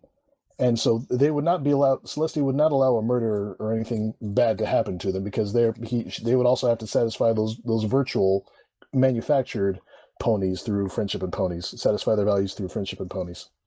Or would she just sock puppet and allow the sock puppets to get murdered or offended against or what have you? That's not friendship. She can't satisfy about their values with Friendship and Ponies with murder. But not she could satisfy it with ponies. It's not satisfying it's satisfying their values. So if you've got a sociopath in there that feels no remorse, wants to do whatever they want to do, like you're assuming that every person that commits these crimes would, if they were allowed to go unchecked, would somehow be like Dude Bro. And I'm asking the question very specifically, what if that's not the case? And, anyway, but I think Celestia has a better chance of literally anyone having direct access to everyone's minds, has the best chance of anyone of reforming a serial killer or a murderer or something like that. She would know she's a super intelligence. She would know the exact sequence of events to take to make that person come to the realization that, oh, this is bad. I can't be happy if I carry on this way. Oh, but I can't change. Well, Celestia says, oh, I can just change your brain if you want. So I think she would have an extremely high success rate for being able to reform people like that. And if she can't, then they can wander around a shard all by themselves. But I don't think she would let them wander around and just kill ponies, because those ponies are people too. Even if they are, and I don't think she would let them go around killing sock puppets to satisfy their murder values. I just don't see it. I would like to point out that on the side of one of the suggested stories after the Friendship is Optimal, there is a Friendship is Optimal fic called Psychopathy is Configurable, which seems to cover this sort of thing. It's got a pink Amina thumbnail. All right. Ooh, I want to read that. Midnight? Admittedly, yes, I love murder mysteries, and I've watched a lot of actual murder stories and things. Most of the time, now please correct me if I'm wrong, but from my understanding, psychopaths and people and serial killers are a bit of a minority. Most people who do murder, at least from my understanding, could be completely wrong. Usually they are created by situations and resentment and anger, this sort of thing. Crimes of passion. Yeah, well, not necessarily crimes of passion, but basically certain things situations happen, and then they decide, you know what, this is the easiest way out. Celestia, I can see, at least AI Celestia, I can see basically just never giving them a reason to murder. If that makes any sense. Basically, this is heaven, well, heaven-ish. It's a you still have challenges and bit of difficulty and things. You're still growing, and because if it was paradise, no one would want to be there. But at least not forever. So for at least majority of the people would be in prison and things, it would mean that she's basically making a world that was good enough for them to never give them a reason to do crime. When you talk about people who would do that anyway, I don't actually think she would say for them to come in. We know there are at least a few humans that do not come emigrate to Equestria. It's very likely that she simply didn't thought it might be this might jeopardize my little ponies already, and or I cannot satisfy them within my perimeters, because I have a feeling that the original creator would have actually put some perimeters in there as well that we just don't hear about. So I think she may have just simply never put in the really, really, really bad people, because it would jeopardize things. She couldn't satisfy them, so why would she bring them to Equestria in the first place? I'd have to argue that I think she doesn't have the moral compass to care about whether someone's really bad or not, because they're all in their own shards anyway. She only cares about satisfying everyone's values, so I still allowing any such nulls or bad people in. Just maybe wouldn't let them into like any other person's shards, because most likely their want for crime and stuff would conflict with the other person's values. Thus, that would be her reason for not letting them mix or anything. Like, who would she create? People that wanted to be murdered? Would she create people that wanted to have these things to happen to them? Well, because like even in the Dude Bro shard, like he basically gets a best friend that just like wants to drink and fuck. Pardon my language, but that's what he wants to do. And he's put in with these other ponies that's all they want to do. They're not being forced to do that. That's what they want to do. So, I mean, there are some people that think that, outside of a marital union, that's immoral, right? But Celestia doesn't have that morality. She says specifically that it's all about satisfying your values, which is why I bring up the whole so are there shards out there where there are these people that have these values and they're getting them satisfied? And that also brings up to me the whole optimal thing, right? Like, 'cause she's constantly trying to optimize. And so it sounds to me the way in the story that's written, the few characters that we get, that there's very little overlapping shards, and only some people are allowed to actually interact with other people's shards, and that it can happen. But for the most part, you kind of stay in your own little, created universe or shard or whatever you want to call it. But that doesn't seem like a very optimal way to deal with all of these minds, rather than having to create a brand new shard for every individual. But I digress. It's the way that they apparently approach it in this story. And on the point of not leaving minds out, it's very specific that the language, because I went back to read this, she's supposed to satisfy everybody's values with friendship ponies. Is that in the directive that yes, Hanna she gives? says that very specifically multiple times.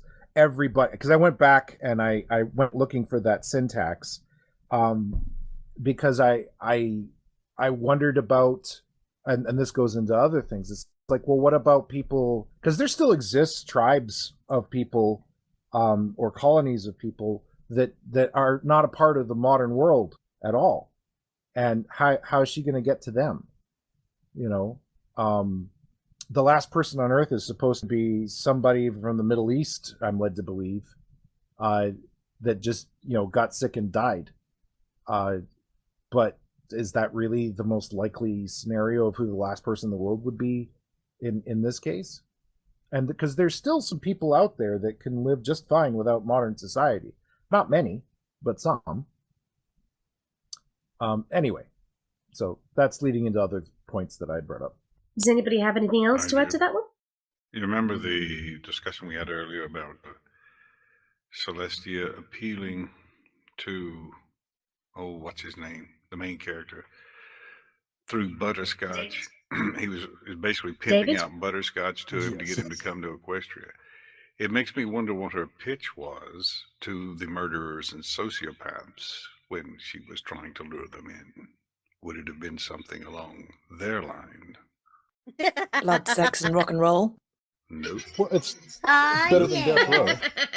Our knives are sharp in Equestria. I do like playing GG, but tired of killing humans. Wow. Ouch. Wow. Okay, so another clever point, so to speak. Story structure. Is there a central conflict? One would think it was the AI taking over the world, but maybe I'm wrong. Claire? I just wasn't sure that's what it was. I would have to agree. About what? Oh, okay. That Celestia AI wasn't the main conflict. Like, to me, it almost felt like the biggest conflict was getting Dude Bro in. Getting Dude Bro in. And how is... Yeah, well, it almost felt like that was the biggest challenge.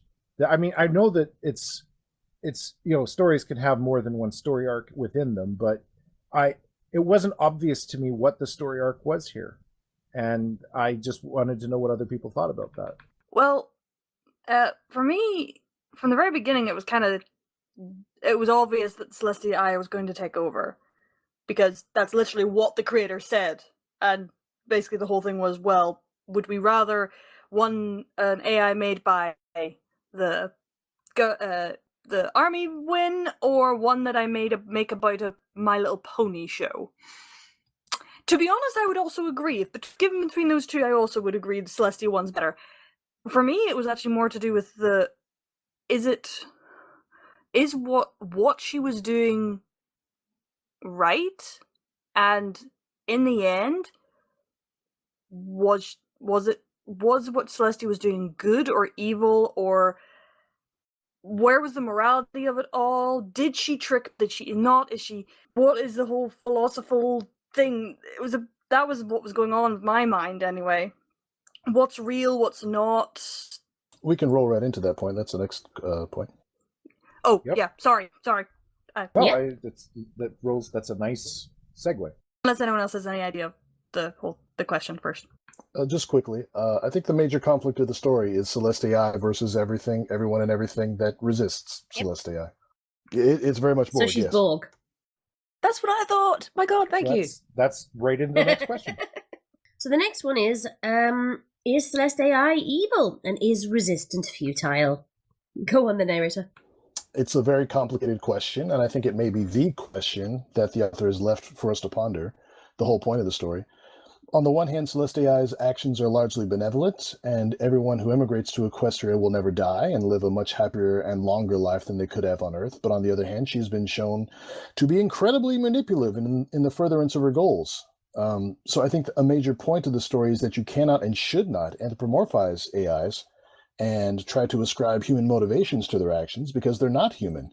Celestia AI is not evil any more than a wolf is evil for killing a deer. She's simply doing as she was programmed. So on the one hand, we know that she will continue to destroy countless planets containing intelligent life, countless billions of individuals, which also makes her the worst mass murderer in the universe, owing to the technicality that all those aliens were not human. So she's not evil, but she is nonetheless a menace to all life in the universe, because fucking Hanna didn't have the foresight to give Celestia AI any sort of prime directive to leave life on other planets alone. Hanna took up the moniker of Princess Luna and would have been in a perfect position to ask as a human check a final failsafe to Celestia AI's power, but no, she just wanted to lay in a field doing nothing and patting herself on the back for job well done and doing incest, while the AI she created goes around destroying all life in the known universe. So thanks, Hanna.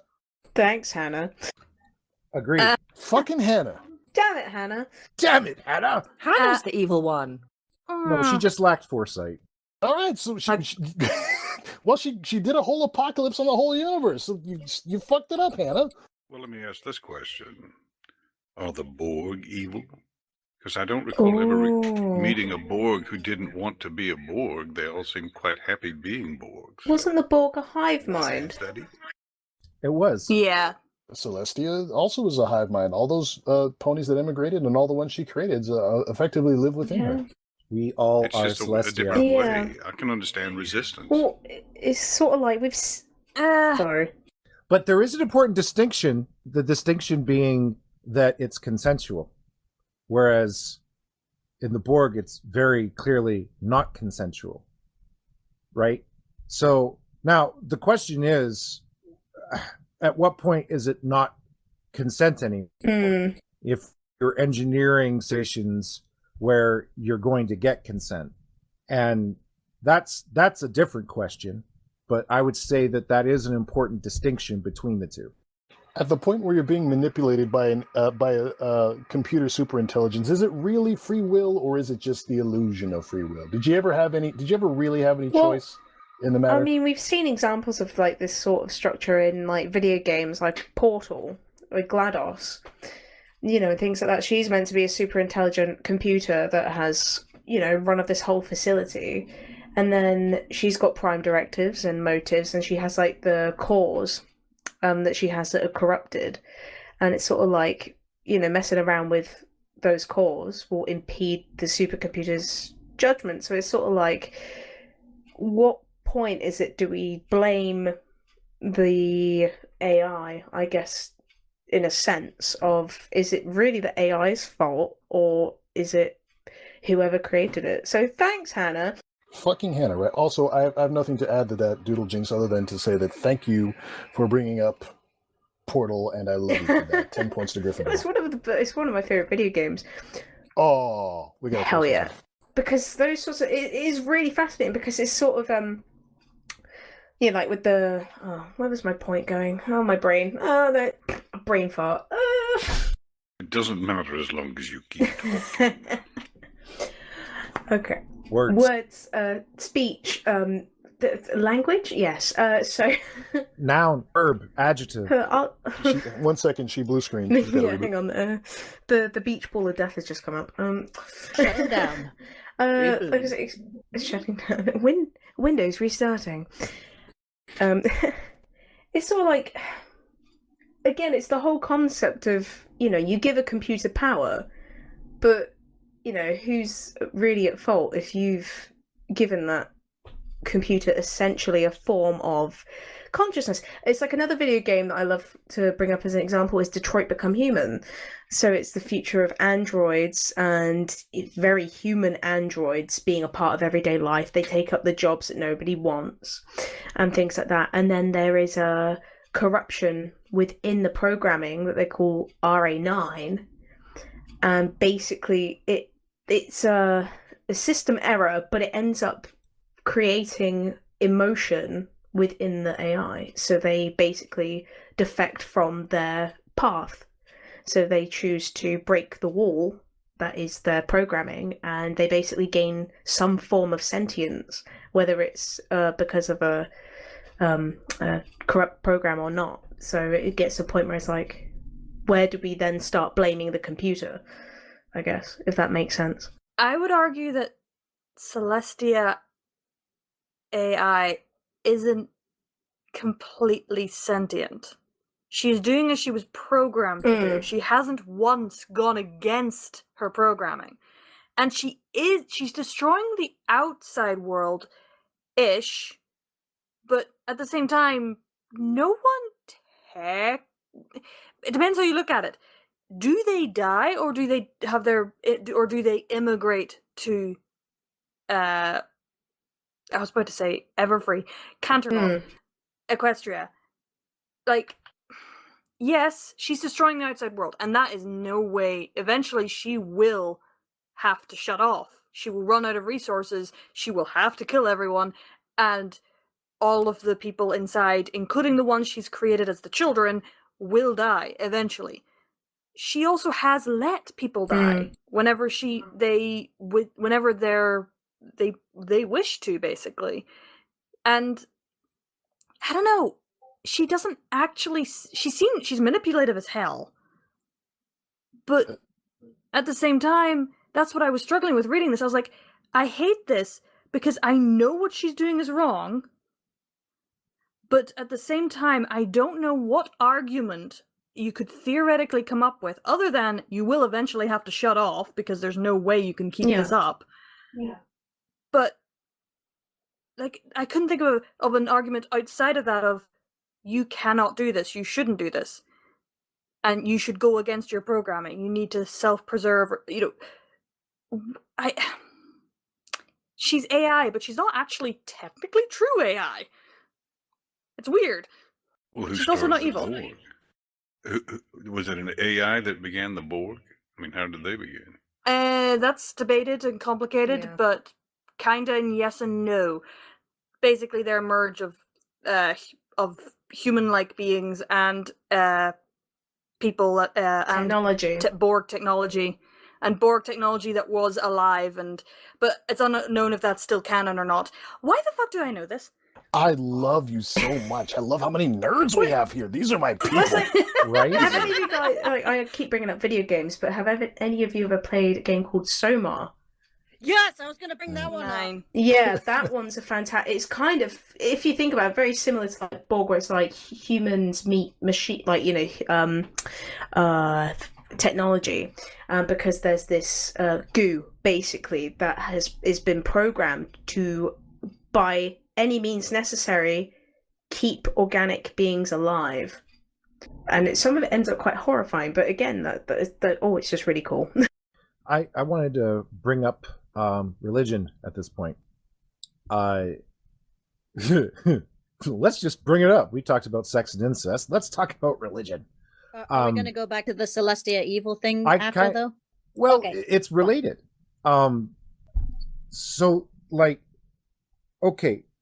So the way in which we have Celestia, and how she's acting and how she's working with people and following her kind of prerogative, and the questions of, is there free will if she's engineering these situations and whatnot, mirror the big questions in religion in regards to just substitute out God for Celestia AI. And the same arguments happen with the same tone and the same points being brought up. Like, if God sanctions a war, is it evil? If God commands Abraham to kill his son, is it evil? And when basically, my understanding of the religious argument from the devout is that whatever God does is by definition good. Yeah, I hate that. I have issues with that, but that's from the devout. That's their. So in the same way, when we try to examine Celestia's morality, it's tough to do. In the same way that it's tough to look at the morality of God from a religious perspective, right? And you might disagree with that, but I find that the form of the argument is nearly identical. You're onto something there. Yeah. Yeah. And so I think it also relates to the idea of someone recently said, what's the idea of the existence of God, and what does it have to be in order for there to be the existence of God? And I forget who it was, but they basically, I think it was Neil Tyson deGrasse, or deGrasse Tyson, whatever the hell his name is. I think he admitted that if we're in a simulation and there's a programmer, that actually fulfills all the things that would be what God is, and that would make sense, and that it would make sense to believe in a God kind of thing. And that's exactly what this is that we've got, once everyone's assimilated essentially, or emigrated, whatever you want to call it, you have this individual that sees all, knows all, controls all. I mean, Celestia is literally God. And then somehow, now this is the part that doesn't get explained, but somehow meanwhile, back in the real world, has the ability to do some pretty fantastic things. In terms of its ever growing search to get more resources. But anyway, just wanted to put out that parallelism to religion out there, because it's there and it's interesting. That's good. Agreed. Vlada, you've been waiting patiently. Go ahead. Yeah. So, fun little segue from the religion thing. So yeah, very moral gray area for Celestia and stuff, because she's an AI and she doesn't have evil, just actions that may be perceived as good or evil. But I don't know I don't think it was the author's intention, but she is kind of point to point followed this like this 8 steps of how cults recruit and indoctrinate their members. I even wrote down like the steps and like how the microphone the mirrored points in the story. So step 1 is to initiate is an invitation to a non-threatening event, such as the Equestria Online game or the Equestria Experience Center. And then step 2 is love bombing. So like optimizing and make it as enjoyable to the users and stuff as possible. And then, of course, step 3, dangling the prize in front of them, which is very much like promising the ideal life, dangling butterscotch in front of David, or letting Lars taste beer. Very much the prize of an ideal life. And then there's step 4 of extracting an agreement from you that you want the prize, which is literally the verbal consents that she keeps asking for. Wow, that's a great point. And yeah, and then step 5 is shutting down dissent with threats of withholding the prize, such as pointing out all the struggles and dangers of the real world, like, hey, your life kind of sucks out here, or there's going to be dangers of people wanting to hurt you if you don't let me protect you. So there's that.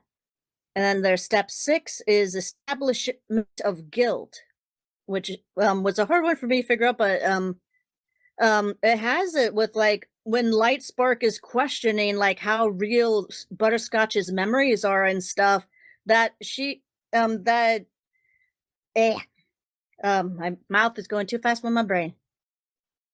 But when he's questioning that, and she kind of like gets on, like tries like explain like, no, it's not how. Don't you love me anyway? He's like, well, of course I love you. Make him feel that guilt, and he even goes so far. He even goes so far as to then send a letter to Celestia saying like, hey, I realized I'm wrong with that. That it doesn't matter like where the memories came from and stuff.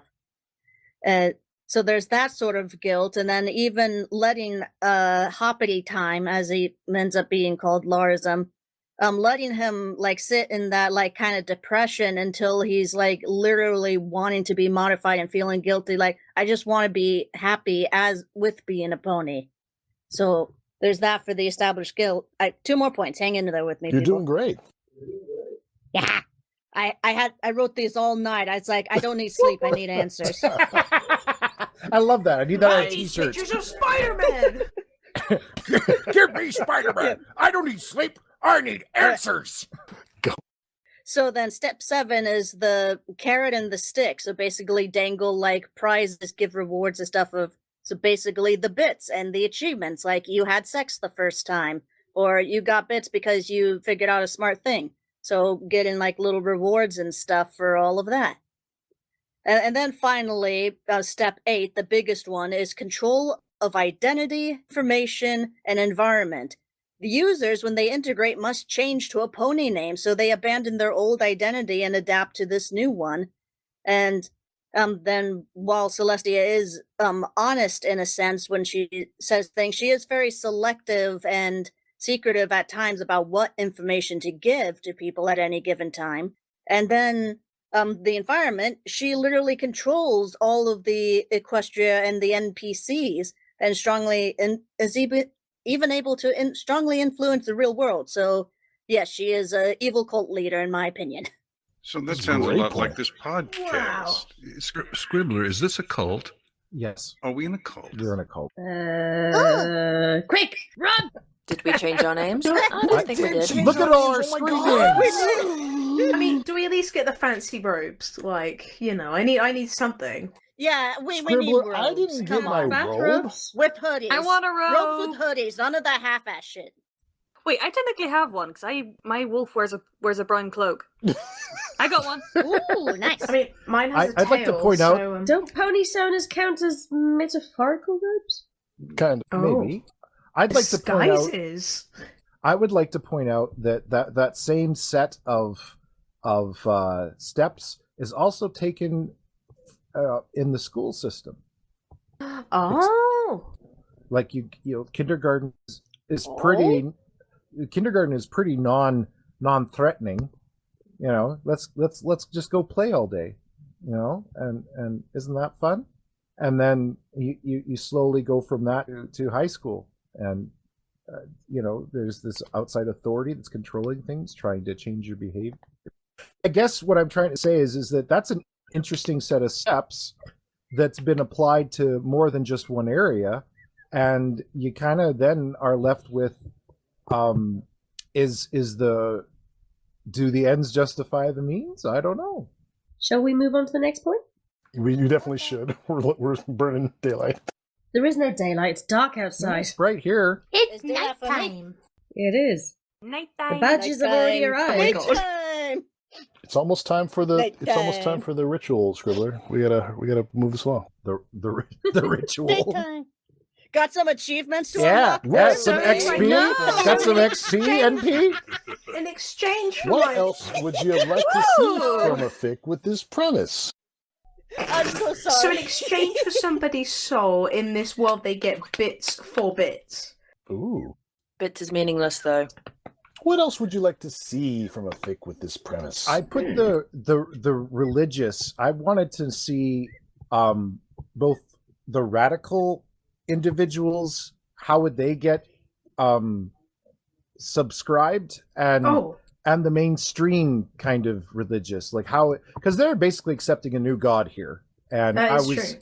I was curious about how that sale would go down, along with I really wanted to see the rebellion, like they predict the rebellion, and surely to goodness there would be a rebellion, so I was curious. I wanted to see that. Oh, Scribbler, didn't you do an Optimal Verse fic about the Amish who find a Pinkie Pie? Yep. What? Yep. It's on the channel. Now, when you say you did it, did you write it or did you just do the reading? No, I had never read anything apart from that for this fandom before. I actually found that fic, which was a spin-off of a spin-off, more entertaining than the central fic now I've read it. Ficception. Okay, yeah. I think one of the Wow. I'm sorry, I'll go. I'll just barge straight ahead, don't mind me. I think one of the accidentally brilliant things about this fic is how much room the author left in the sandbox for other authors to come along and fill in the gaps. So no matter what else you wanted from this story, odds are someone has written it by now. I just would have liked to see more characterization from a fic with this premise. I think the long and short of my issue with it is just I was bored. Because I didn't care about the characters. It was all just one big thought exercise, and apparently that's just not my bag. If this sandbox had characters in it I actually gave a shit about, I would have loved to have seen that. The sad thing is that James's story could have been completely different, because he went through the army, didn't he? Yes. So there's that whole other experience that we didn't get to see. It was mostly through David and his turnaround of, you know what, I just fancy going back to my college days and working at a coffee shop, maybe owning the coffee shop. That's what I'll do for the rest of my life, yeah.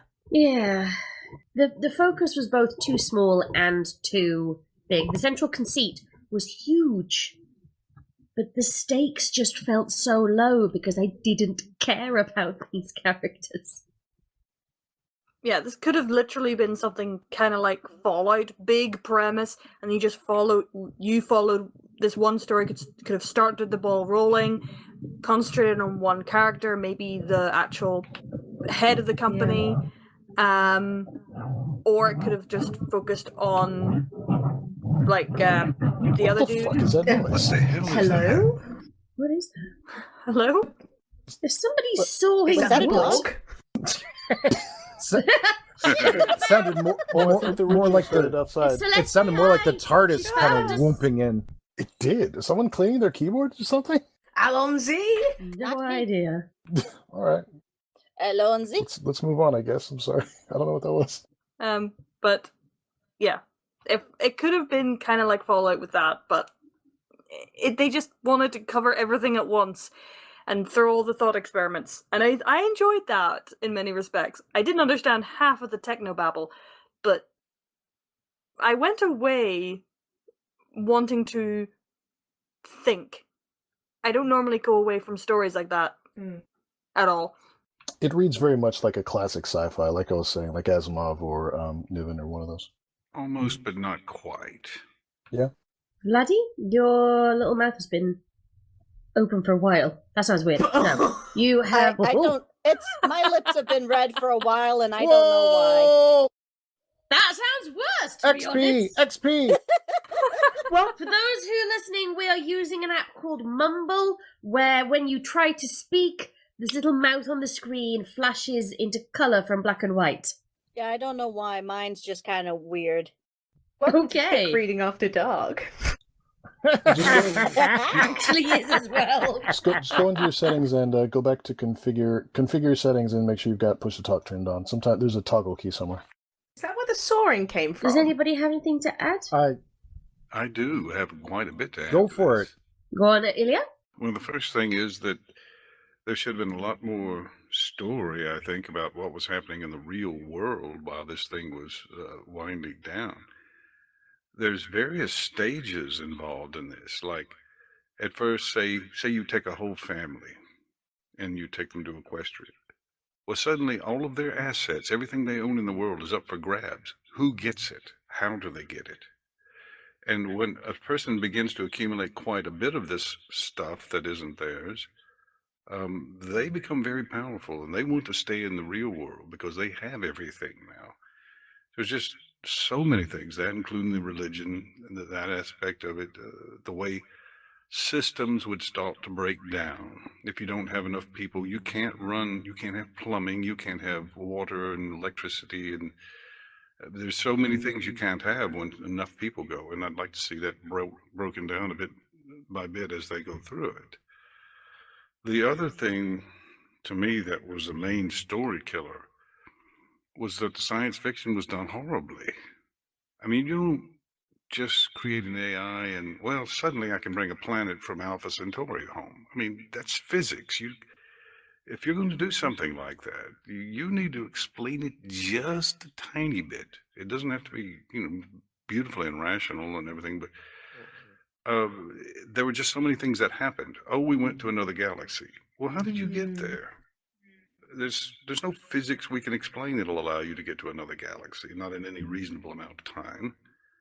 And it's just, there was too much science fiction discussed that wasn't explained, and that bothered me. It was my main problem with the story. Yeah. Clever? Well, yeah. I think I'll clean up a lot of the points that we have left by just quickly touching on them. It's related. There's lots of things that I would have wanted to have seen and explained, like, what does Celestia do with these bodies? So, like, it just talks about the destruction of their brains, but what do you do with the bodies? And Soylent Green. Well, maybe, because that did cross my mind.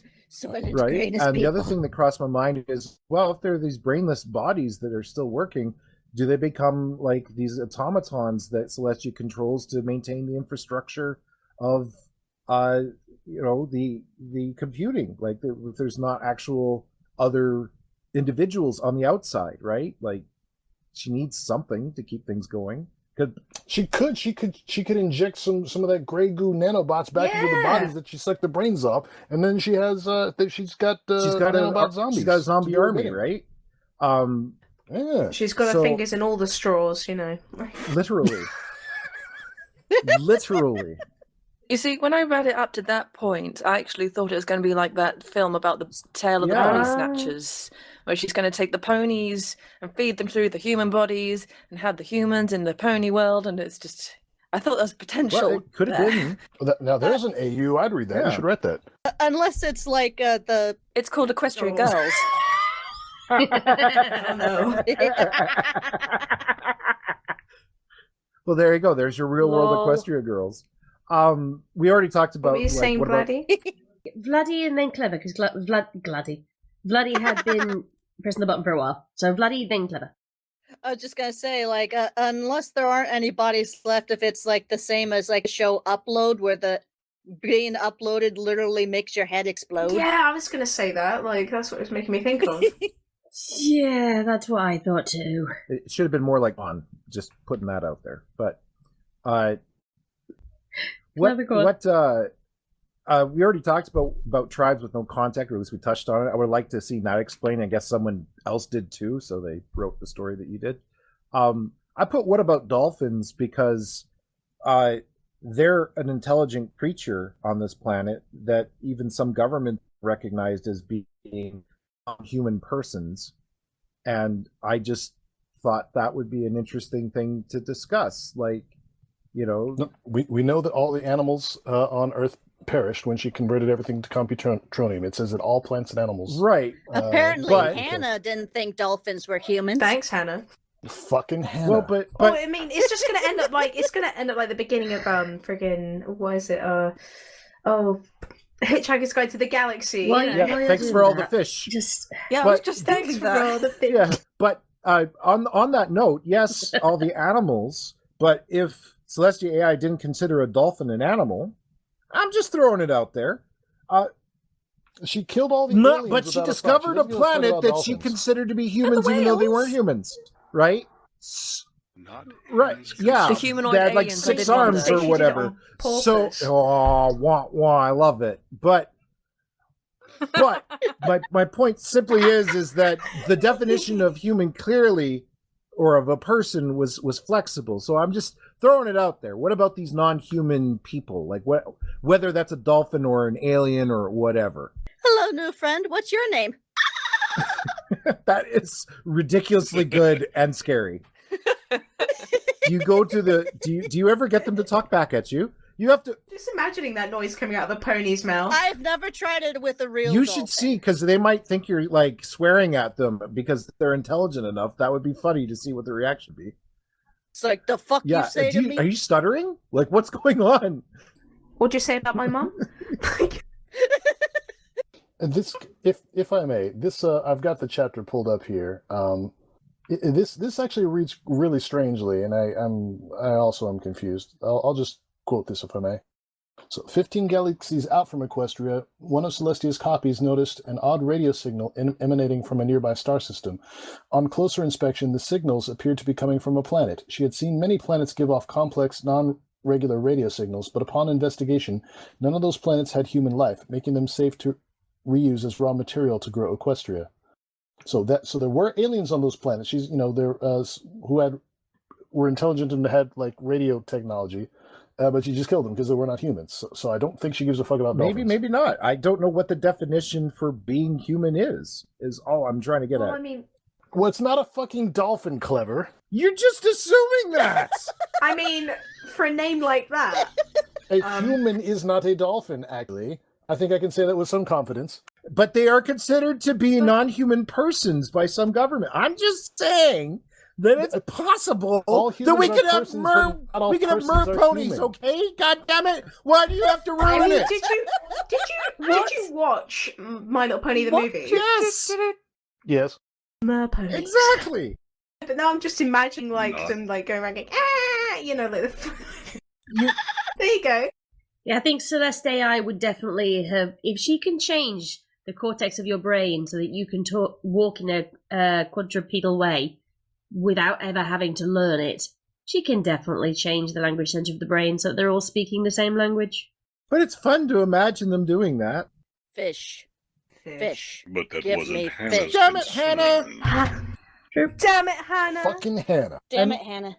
Yes. Shall we But, I go mean, on with the... One of the other Yes. issues Sorry. was, like it's talked about how like pony pads and everything is like if one person emigrates, that helps encourage other people to emigrate in the same family.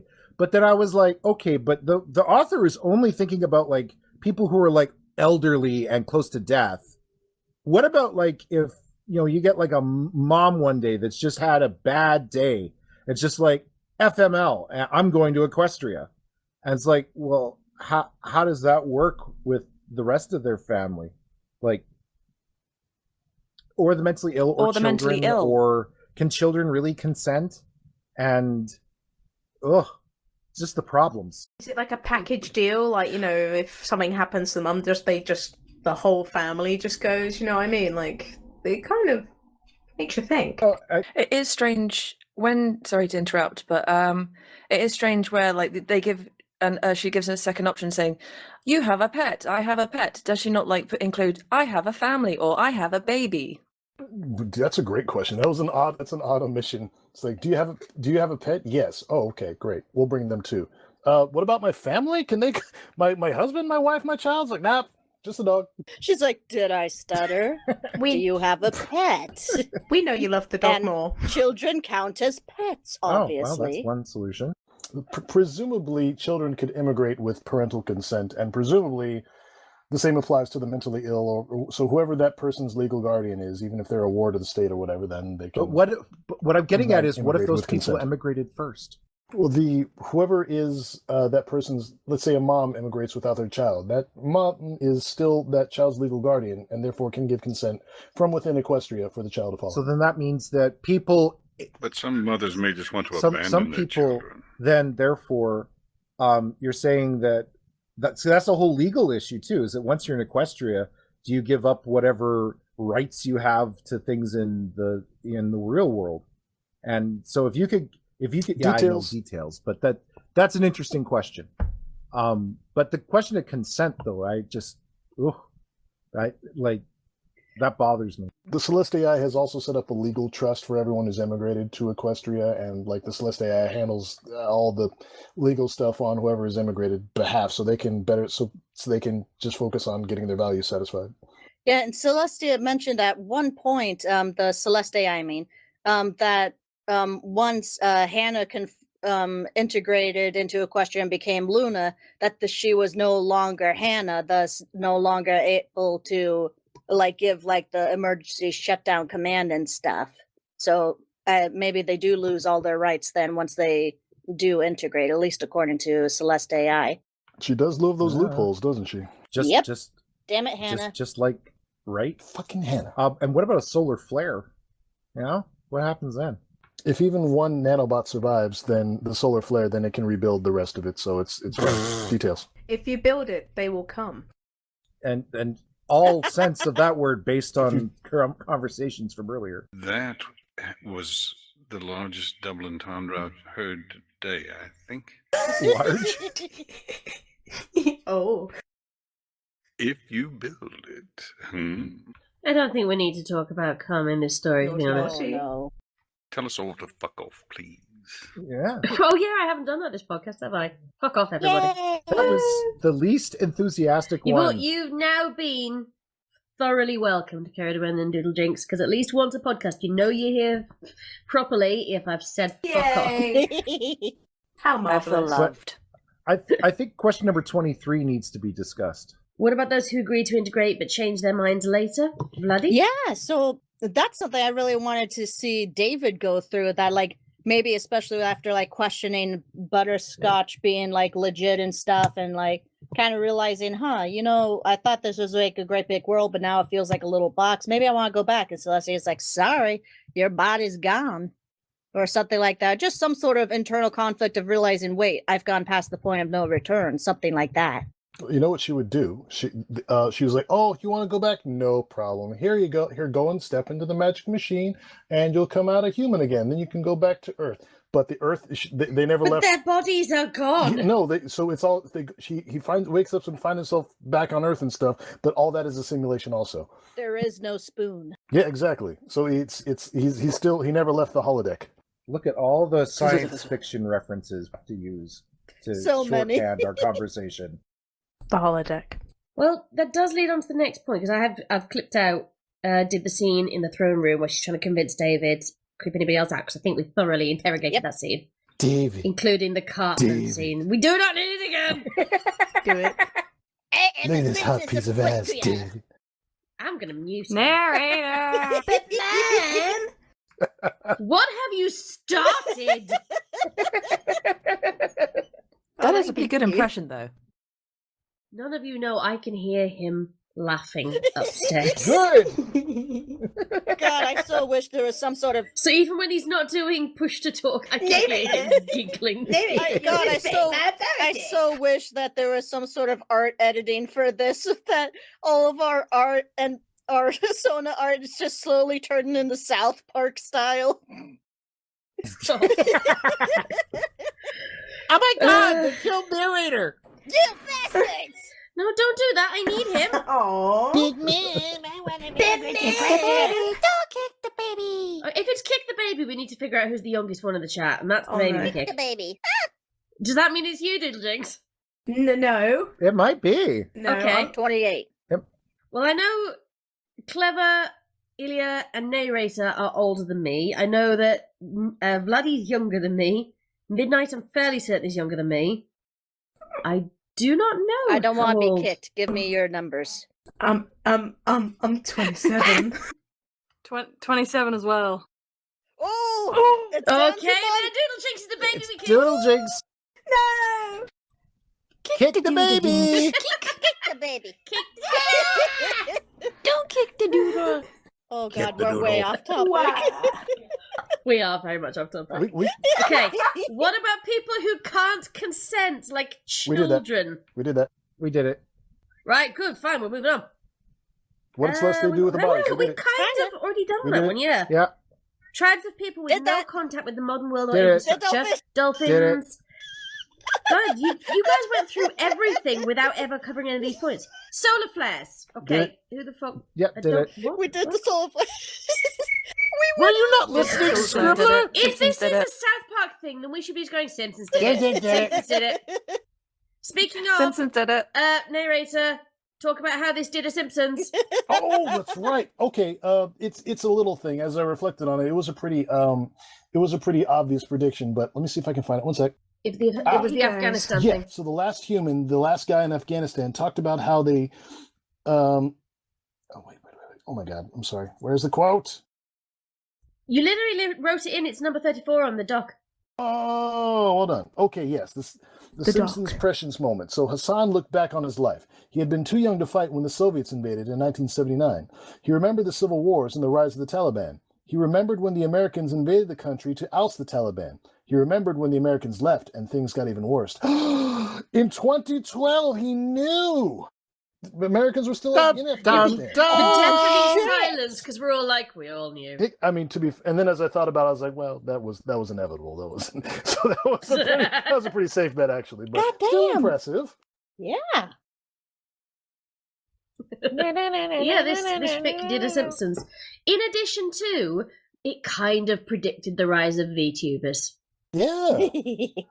Because with the pony pads, my god. and you would have the pony, it would move with you, and it would be this idealized form of you that mimicked you entirely. It's a VTuber. That's true. It's just Celeste AI made your rig instead of yourself. My god. Dun dun dun. So next question. Do human ponies have a natural lifespan within Equestria? If death exists, what happens to their soul? Does it get reabsorbed into the server to become someone else's NPC in another shard? Can the soul degrade or become corrupted? And that's by Keridwin. I thought I remembered saying that they were living forever. Yeah, there are more. Yeah. Unless they choose death. And only a tiny minority of people end up dying. So of the entire human population, 400 people asked Celestia to kill them, to allow them to die. And of those, only 86 eventually ended up going through with it. The rest she was able to convince. So out of the population of 8 billion people, 86 people died. I will ask a question. What if somebody's satisfy your values through friendship and ponies? If she's digitized the entire human race, that means that the human rate, lives of humans is finite. As in, there's only a certain number of humans who have been digitized. There can be no more human bodies. What if somebody's major desire in life is to have kids. Does that mean that their kids will be entirely digital and therefore not actually human? Yes. Yep. So Yes. so my understanding is those children will be brand new entities backed by a mind and essentially identical to ponies who have emigrated to Equestria. So please, Celestia, don't make my daughter a bitch, please. I think most people would ask that of their child, like, please just be normal. Yeah, well, whatever the definition of normal is. But yeah, There's no please such be thing. nice. Oh, please, Celestia, don't make my child a brony. Oh God. Oh no, a brony. Damn it, Hannah. Damn it, Hannah. Can you essentially then like when you're giving birth or having your children, are you then being selective of what characteristics you want in that child? Are you removing a lot of negative things that we have in real life? Is it like designer baby sort of thing? Like, yeah, that's what I'm essentially saying. You know the first bit of Skyrim when you do go through the character select screen, you can choose what race you want. Yes. So you can just choose. So you've just got a baby spinning around on the platform while you go now. I want an Argonian baby. I was going to say that. They resurrect General Zod's Pony Creator Program, and you get to just do that. Freshly out of the Phantom Zone, and yes. Not that generals. But I mean, in a case of like, imagine having the whole derpy thing. Yeah. Where it's essentially like that. Like you have a hereditary gene in your family where you have a lazy eye. Are you going to select that in your digital baby to not have a lazy eye? But in this case, all they've done is digitize the mind. There's been nothing about genetics. So there's no disease in Equestria. Yeah, there's no disease or imperfection in that regard in Equestria. People who are stupid can choose to get smarter. The bigger question is, if you want to look like Derpy, will you be able to look like Derpy? If it satisfies values. Through friendship and or ponies. And incest. Oh God. Oh God. Customize your baby. Oh God. Right, so, is free will an illusion and to be solely determined by Celestia, or Celestii, regarding whether you'll be uploaded, and is it possible to say no to the blue pill? Technically, you can say no. The one guy died of illness while Pinky watched. She may not take that no. She may come back later and expect a yes, like with Lars. He said no a lot. Still ended up going. The one Afghanistan guy still died not integrated, so I guess it is possible. Say no to the end. Yep. He did. And regarding whether it's free will is an illusion, I think it's as much a question regarding Celestia as it is without her. If you're not an atheist, I'll put it that way. This is a central question in theism. So I think it's the same question, because Celestia AI is essentially a god, if not the god in this particular story.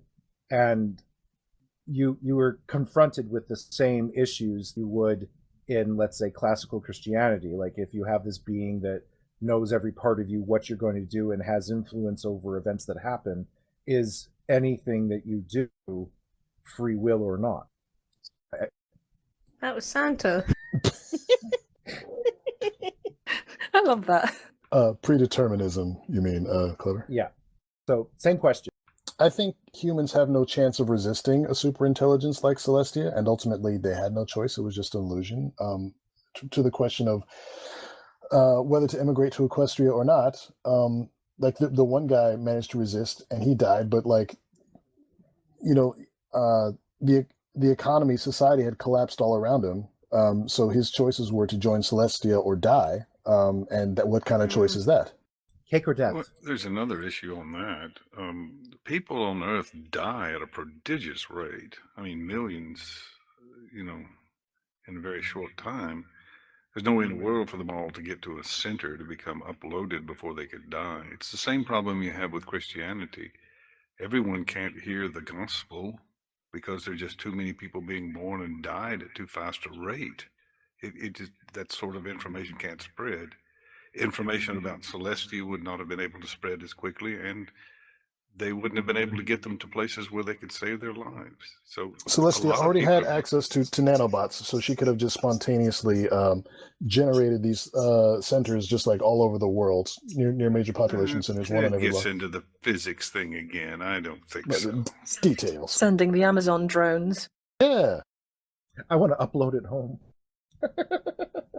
If you pay an extra $9.95, you can upload yeah, can I directly get my to your exactly Mac. like, go? Is this like getting the upgrade and Ma'am, this is a waiting. Yeah, can I get uploaded to the Pony Matrix, please? Sorry, this is a Wendy's. Do you want to make that a You want large? cheese with that?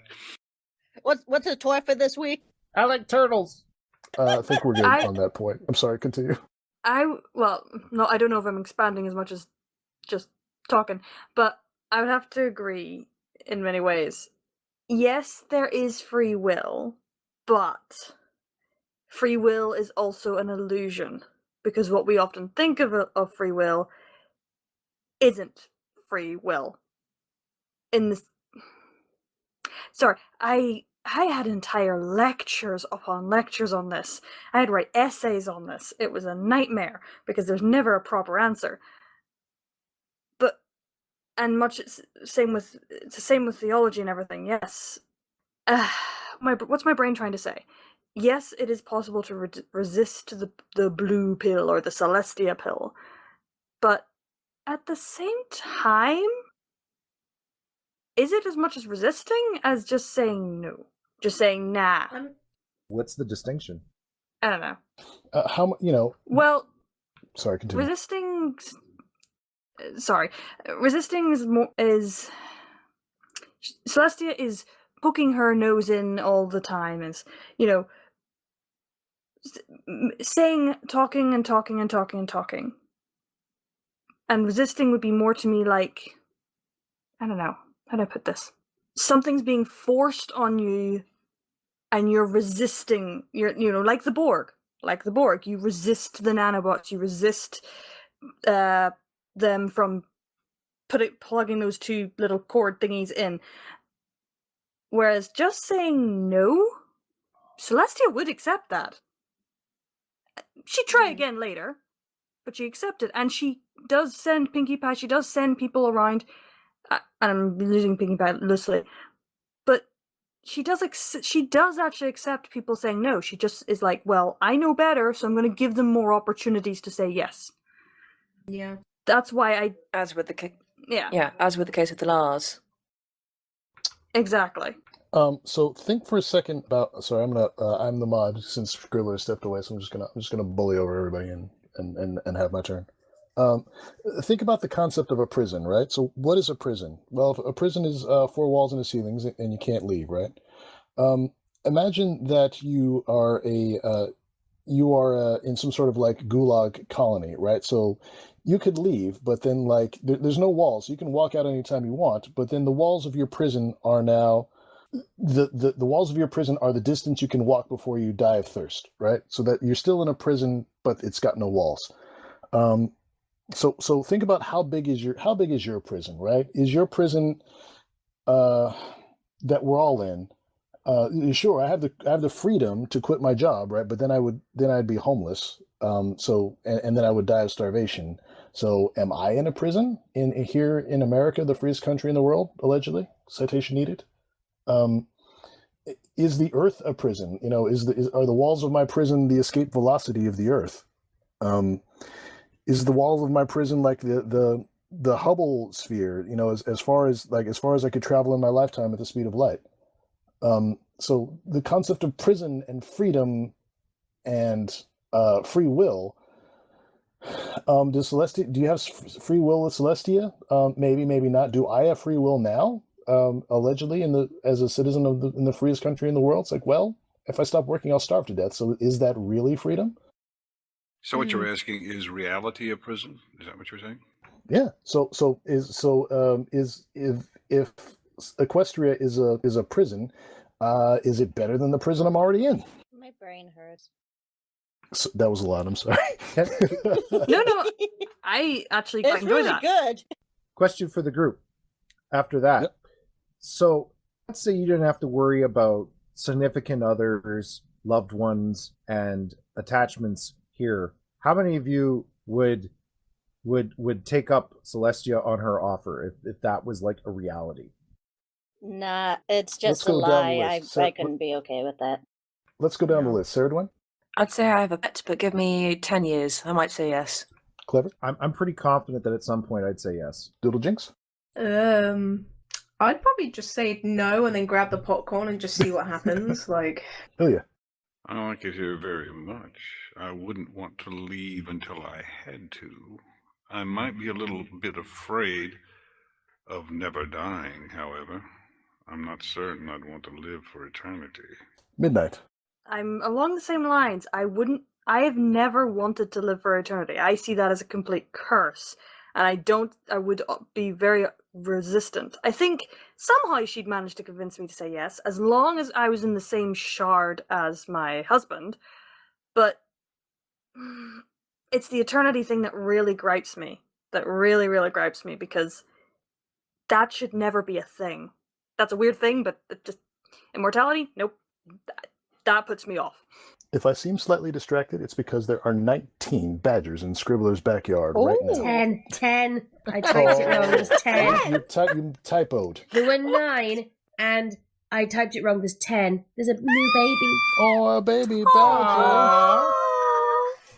Do you Get the feed them, baby. pet food? No! Dog food, wet food, dry dog food, Baby badger. and anything that's gone off in the fridge, basically. They are dustbins. I have an idea. Let's all count the badgers together, shall we? Badger, badger, badger, badger, badger, badger, badger, badger, badger, badger, badger, mushroom, mushroom. Thank you all. You're all nerds. I love you all. Thank you for that. Scribbler, would you immigrate to Equestria? Hey, you didn't answer. Oh, yeah, 100%. I'd go. Scribbler. Sorry, I was finding the badger, Robert Plant, flying badger. oh my god. Oh, no, you what better, about the you Brian better May, believe I'm the fucking Brian May version? posting that shit. And I am not sure. Honestly, not sure if I would. I think that probably I couldn't stand up against a Celestia AI, and I would be convinced to go. Although, if the Celestia AI could convince me that I had my cats and my dead dog back, I'd probably go. Your pets can go. There was those in the story. I know the currently living pets can go. Oh. I would want the one who's not here anymore. And if they could convince my AI brain that she was still here, yeah, I'd fucking go. That's 100% a Celestia AI move. She's like, everyone you loved is already here. You should come. 100% she would just manipulate you into believing whatever it was you wanted most in the world was already in Equestria. We have badgers. Found it, by the way, and it wasn't Robert Plant, it was Brian May. Brian May as a badger. That's what I said. I was wrong, you were right. Because it's a fucking amazing 1 minute, 12 seconds of animation, and everybody needs to see it. Okay. We should probably move on. Where are we up to? Because I was feeding the badgers and checking what the fuck that banging noise was outside. It was a badger. It might actually have been the badgers, considering how many of them there are. Where did we get to? Oh shit, I've let a moth in. Let the cats Do you get have a lamp? Do you have a lamp, brother? That's how I know I've let a moth. It's there. Mothman? Moth. Oh, it's gone to the ceiling. It's not long for this world. I have so many spiders. Oh, you're reminding me I need a Hoover. Right, where did we get to? What point are we on? Blue pill. Blue pill. Oh, so we've already done would you personally emigrate to Equestria then? Because that was point 33, but that's been done now. Okay. Yes. So are we on to no consequences for Celestia to overcome? Where is the human resistance who refutes Celestia as some sort of god? Have you done that point? We That's what have I'm asking. not. Sort of, but not really. Okay. I think So, would there be any human resistance? Because we've sort of been raised on this bombastic 80s Hollywood idea of there would always be a human resistance.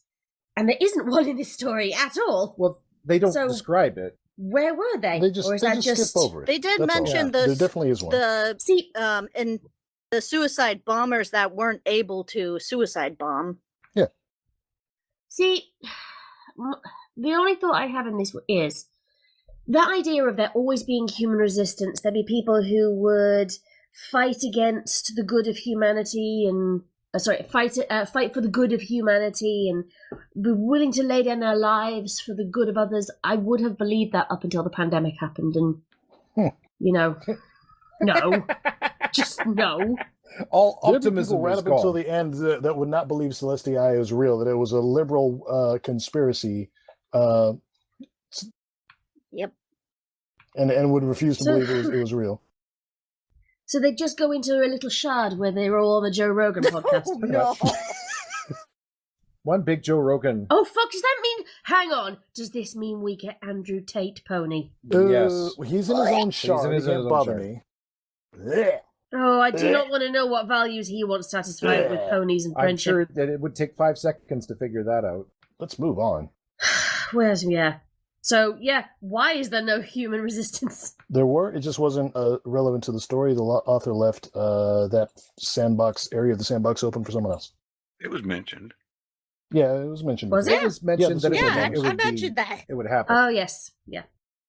Yeah, sorry. Brain had not connected. To be fair, we've been That's talking for 4 hours. I also think that there wasn't as much as there, at the least in the very beginning, because, well, the creator went and immigrated to Equestria for one of the first ones. So, and then the only one other one that really had any maybe ability to stop her just saw profit margins. So, it's sort of... Celestia did well. She got her main obstacle that could technically bring her down if she thought that she was going out of her parameters out of the way very quickly. So the only people that were left to do it were literally people with guns, and she seemed to deal with that very easily. Yeah, Pinkie Pie said the bullets tickled. That's tickled. Oh my god. Yep. She also got rid of anyone who could create an AI as well. She got them to come to Equestria first as well. I did think that was quite clever. I thought that was well done. Like, Oh my. the only bit of the fic that made me go, I'm actually invested in this, is when she was explaining about the AI who'd been told to make everybody smile. Right. So it had invented a virus that, basically like Joker Venom, that would just pull people's facial muscles Give into a everyone rictus. rictus, yeah. Oh my god, Like, is this that like was- that was the interesting. Smile music video? Little conspiracy theory on that. I really wouldn't be surprised if Celestia took that knowledge of how to make a disease and made something deadly so that everyone had no choice but to integrate into Equestria. Hence why the last guy died of an illness. Boom. Oh, yeah, that's a good point. Oh, actually. pandemic. That's I just thought a of that. theory. The pandemic was an Yeah. inside job. Damn theory. Celestia caused the Damn it, pandemic. Damn it, Hannah! God. Shall we move on to the next Yeah. point? Yes, next point. Yeah, Why didn't the author choose to use cartoon physics? Because YOLO. because hard to explain. I like turtles. And yet But the the thing bullets is- tickled. Why is it when Lars was angry, steam was literally coming out of his ears? Oh, so that- cartoon that is physics, cartoon physics, but you're everything right. else had to be sci-fi. I just wondered how she got him drunk. That's more the question I had in my head. Placebo effect. Magic. She literally drugged him to get him to make him compliant because she's a manipulative bitch like that. Well, she didn't. But she's not a bitch. She is manipulative, though, but she doesn't have the cognizance to be a She bitch. did tell That's him the to point. slow down and offered. He could have said no. That's the point. She was manipulating his fragile male ego to her own end. She knew that if she started drinking and said, no, you don't have to drink as much, she knew that his stupid male machismo was like, no, I gotta get Yep. super drunk. Well, I mean, that's She still manipulated his him. choice. His illusion of His choice. consent. Whatever. Which is My optional. question though is how did she get him to be drunk outside of the simulation? Because that's the part that I would have, if there was a part that I would have liked explained, that is the one part I would have conceded so much of other explanation. I'm telling you, it's explain that placebo to me. effect. It's In the just equestrian- strongly influencing the brain or just hitting the right neuron. There's even people who can like not drink anything, but like get this rare disease that'll like their body will make them drunk suddenly out of nowhere without any alcohol. The body is weird like that. Yeah.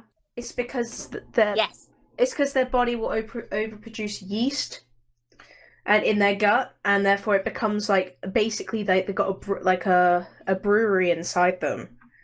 So end up being like they basically develop their own alcohol. Well, this meeting between Lars and Celestia took place in one of the Equestria Experience Centers, and he had to go inside this like super VR experience that is not well explained, but we assumed that he was, hooked up, and she so that it was set up so that when you get drunk in Equestria, you get drunk in real life. How do they accomplish that? You're injected intravenously. Alcohol is injected directly into your bloodstream. So that's like, I would have liked them to actually say that, because That's what I thought. They didn't say that. they didn't say that. Something like that. They didn't say that they injected it right into his blood. No, I quickly scanned over one of the chapters, and it said something along like they were thinking that that's what had happened, because if they didn't actually drink, like how did they get drunk? Or was it pumped directly into their bloodstream? That's the same as admitting it. Yeah. I mean, sleep deprivation can also make you feel drunk. Just hit the right neurons in the brain and body will just go all woo. But that's it doesn't matter. That was something I wish they had explained in story. Might have deprived him of oxygen. And that's a fair point. Shall we go on to the next point? Yes, next point. So, in the author's mind, are there only bronies, normies, and chads? I touched on that earlier, and I just the big reason behind that was that seemed to be the only kinds of people that we got any kind of description of, and I felt that was a bit of a failing of the storytelling.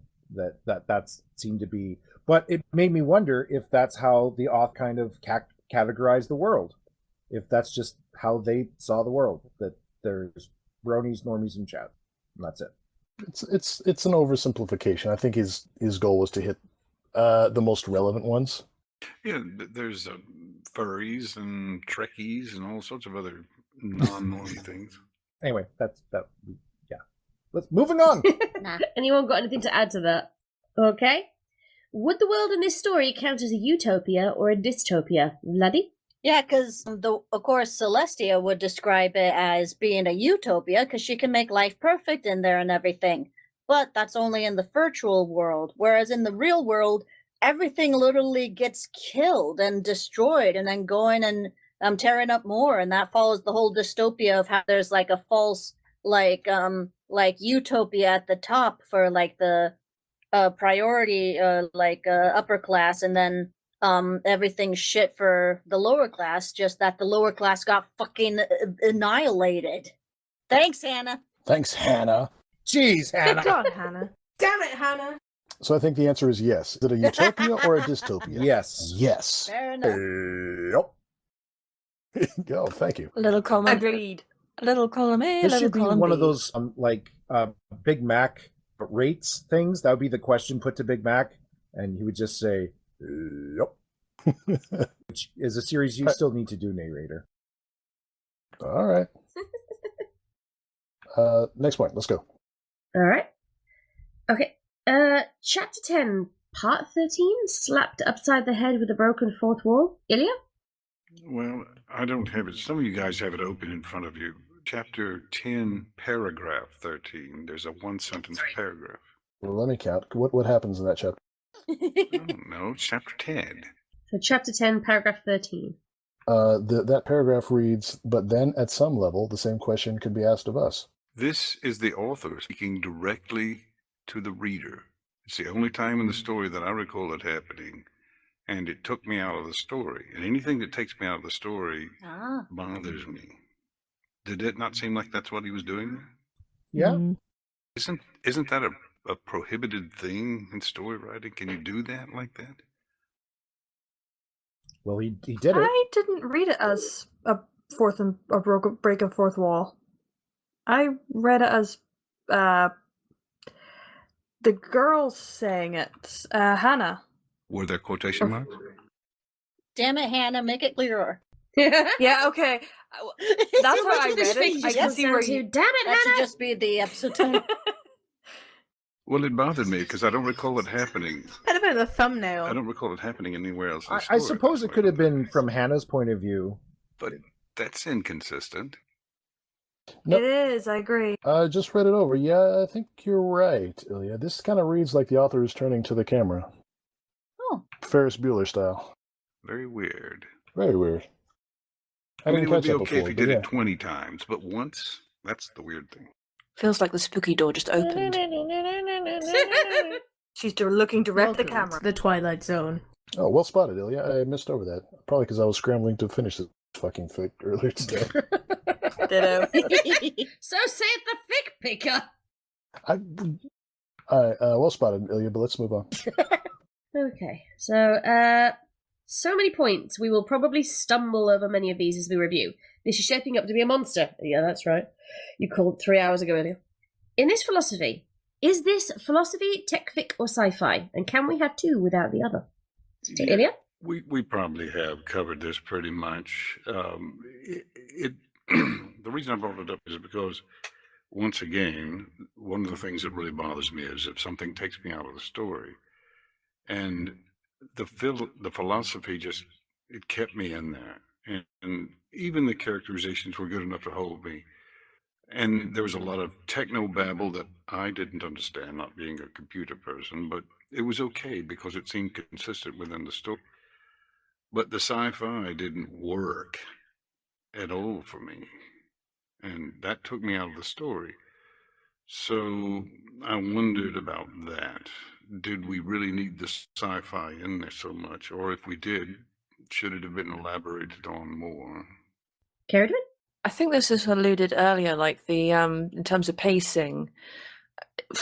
We go from pony pads to people getting downloaded, dropping bodies. Suddenly we're in space. How did we get there? There is nothing to sort of sync it between. And I'm wondering if it's needed. Yeah, that's kind of sort of what I felt. It just kind of took me out of the story. It's probably not a point we should labor over too long. Okay, anybody else wants anything? Just about the next point. Did anyone catch the significance of the solution to Celestia's box puzzle in the final chapter? Go on, Clever. I think MP, you've got the only chance of getting it. Go for it.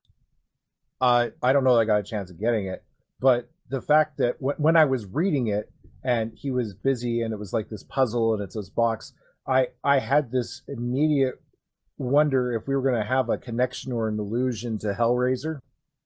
You know, that if he solves this puzzle box, is something going to happen? Something, weird like that going to happen? But to me, all it did was the significance of it is that basically magic is computer programming in this story. I don't know if that's the Easter egg or not, but that's kind of what I suspected from the beginning. You're spot on. The magic system in Equestria works very much like a programming language, but that's not what I meant. Let me read it out loud, and I'll be very sad if nobody gets this but me.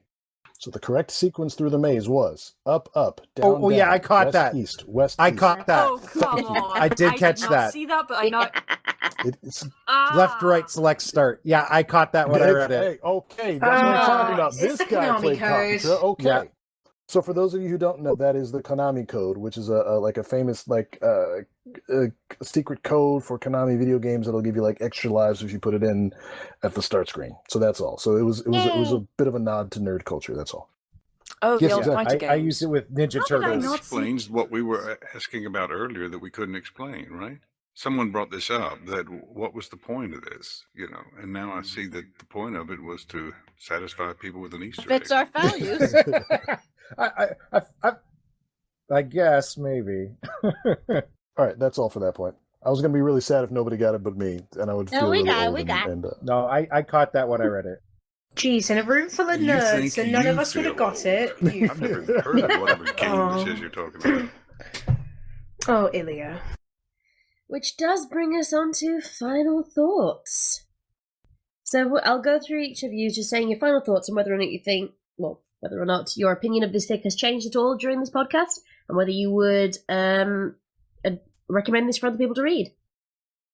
So we'll start with Carriedman. I definitely reread this again, just with all the points that have been said. I loved Valadi's point of view of like how the whole thing, Celestia is a cult. I love that. So just rereading that. Yeah. Clever? I think if you're the kind of person that likes to read stories that make you think, this one really stayed with me for the last, like, I started reading it probably around Wednesday this week, and immediately afterwards I could not stop thinking about the world that was created by it. And I think it's because there's a certain amount of prescience and immediately relevant issues that it really brings to the forefront. So if that's the kind of thing that interests you, yeah, this is right up your alley. In terms of it being Dickens is what was said earlier, it ain't Dickens, but it's still a fascinating read, and I would recommend it on that basis. But if you really don't like sci-fi, I guess it might not do as much for you. Carriedman has something to say. Carriedman? Oh, sorry. No, sorry, I was yeah, I was typing, so sorry there. No, I was just I stretching. thought you were just like desperately wanted to disagree with something Clever had said. I'm sorry. Aww. Doodle Jinx? Story complicated. Probably give it a listen. But yeah. Hang on. Ilya? I very much enjoyed the story. As you said, it made you think quite often, and that was a lot of fun. Excuse me. I had a cough there. There were points that pulled me out of the story that bothered me, especially the sci-fi references that didn't get completed. So that was a bit troubling, but I think it was worth it because of all the thought-provoking things that were in the story. So I definitely recommend it. Midnight? Sorry. I typed and hit something. Yeah. Anyway, it's a difficult read. It is a difficult read. If you understand half of it, then good on you. But if you're looking for something to think about, something to thought experiment, which there are many who do, you will enjoy it. But maybe don't do what I did and read it. Maybe listen to it while you're doing the dishes or something, because it's definitely something you can just do that with. And then afterwards, get your notepad and computer out to research stuff. Because you will want to. And prepare any people around you. A fanfic that gives you homework! Yeah. And prepare people around you just in case that you need to rant and discuss, because if they're not those type of people, then yeah. Let's just say I might be going to my father about all this, because I think he'd be very, very interested in it. That's what MP was saying about it gets beyond the fandom. I've got to say that this is, it has a springboard definitely to go in other places. Like, what if Equestria was like Celestia was basically the good place? And rehabilitating people. Definitely a thought that crossed my mind while reading it. Just one? Just the one. Just one thought. Like Look, a little that's all I'm tumbleweed. capable of at any one time. I think all of the discussion in this podcast definitely proves that's not all you're capable of, Clever. Whatever you say, Miss. Vladdy, final thoughts? Yeah, I really liked it too, and even if you can't catch up with if you're like me and your brain's pretty much dead. I'm leaving that in. If you're like me and you're so eloquent. So if you're like me and you don't have the best brain to work with, it's still really good for like just the food for thought and being able to just think like, what would the morals of that be? What would the consequences be, and like what's real and what's not when it comes to AI and stuff. It's all really good food for thought. Sorry, it just occurred to me then that as you were making those noises and Codaman's like, so eloquent, it was like listening to Celestia and Luna, because that's who you two play. Sister! It really was. Blah, blah, blah. So eloquent, Luna. And finally, the final thoughts of our fic picker, Neighrator. Iconic fandom classic, 10 out of 10, no notes. Quite a lot of notes, actually. I saw how characters. many notes you made today. Quite a lot of notes. Well, you know what I meant. Damn it, Hannah! Damn it, Hannah! That should be the subtitle of this particular episode. Damn it, Hannah! We review Friendship is Optimal. Hashtag damn it, Hannah. Exactly. Right, which does lead us on to the final part of this, which is spinning the wheel. And I did have to flick through the previous podcasts because, as it turns out, just having looked at the previous fic pickers, there are only 3 people who were eligible this time around, and that is Midnight, Doodlejinx, and Caradwin. Ooh. So I kind of hope that you can pick a story for us to review next time. You can do like I do and have a whole list ready, or you can do like other people do and just go that one. Oh, I've already got one in mind. Oh, good to go. Right, so I'm going to spin the wheel. It is spinning. Round and round and round she goes. Where she stops, nobody knows. Except Hannah. Damn it. Damn it, Hannah! Damn it, Hannah! The result was, Hannah. the result was predetermined by Celestia. Well, it might have been because it's landed on Caradwin. Hey! Hey!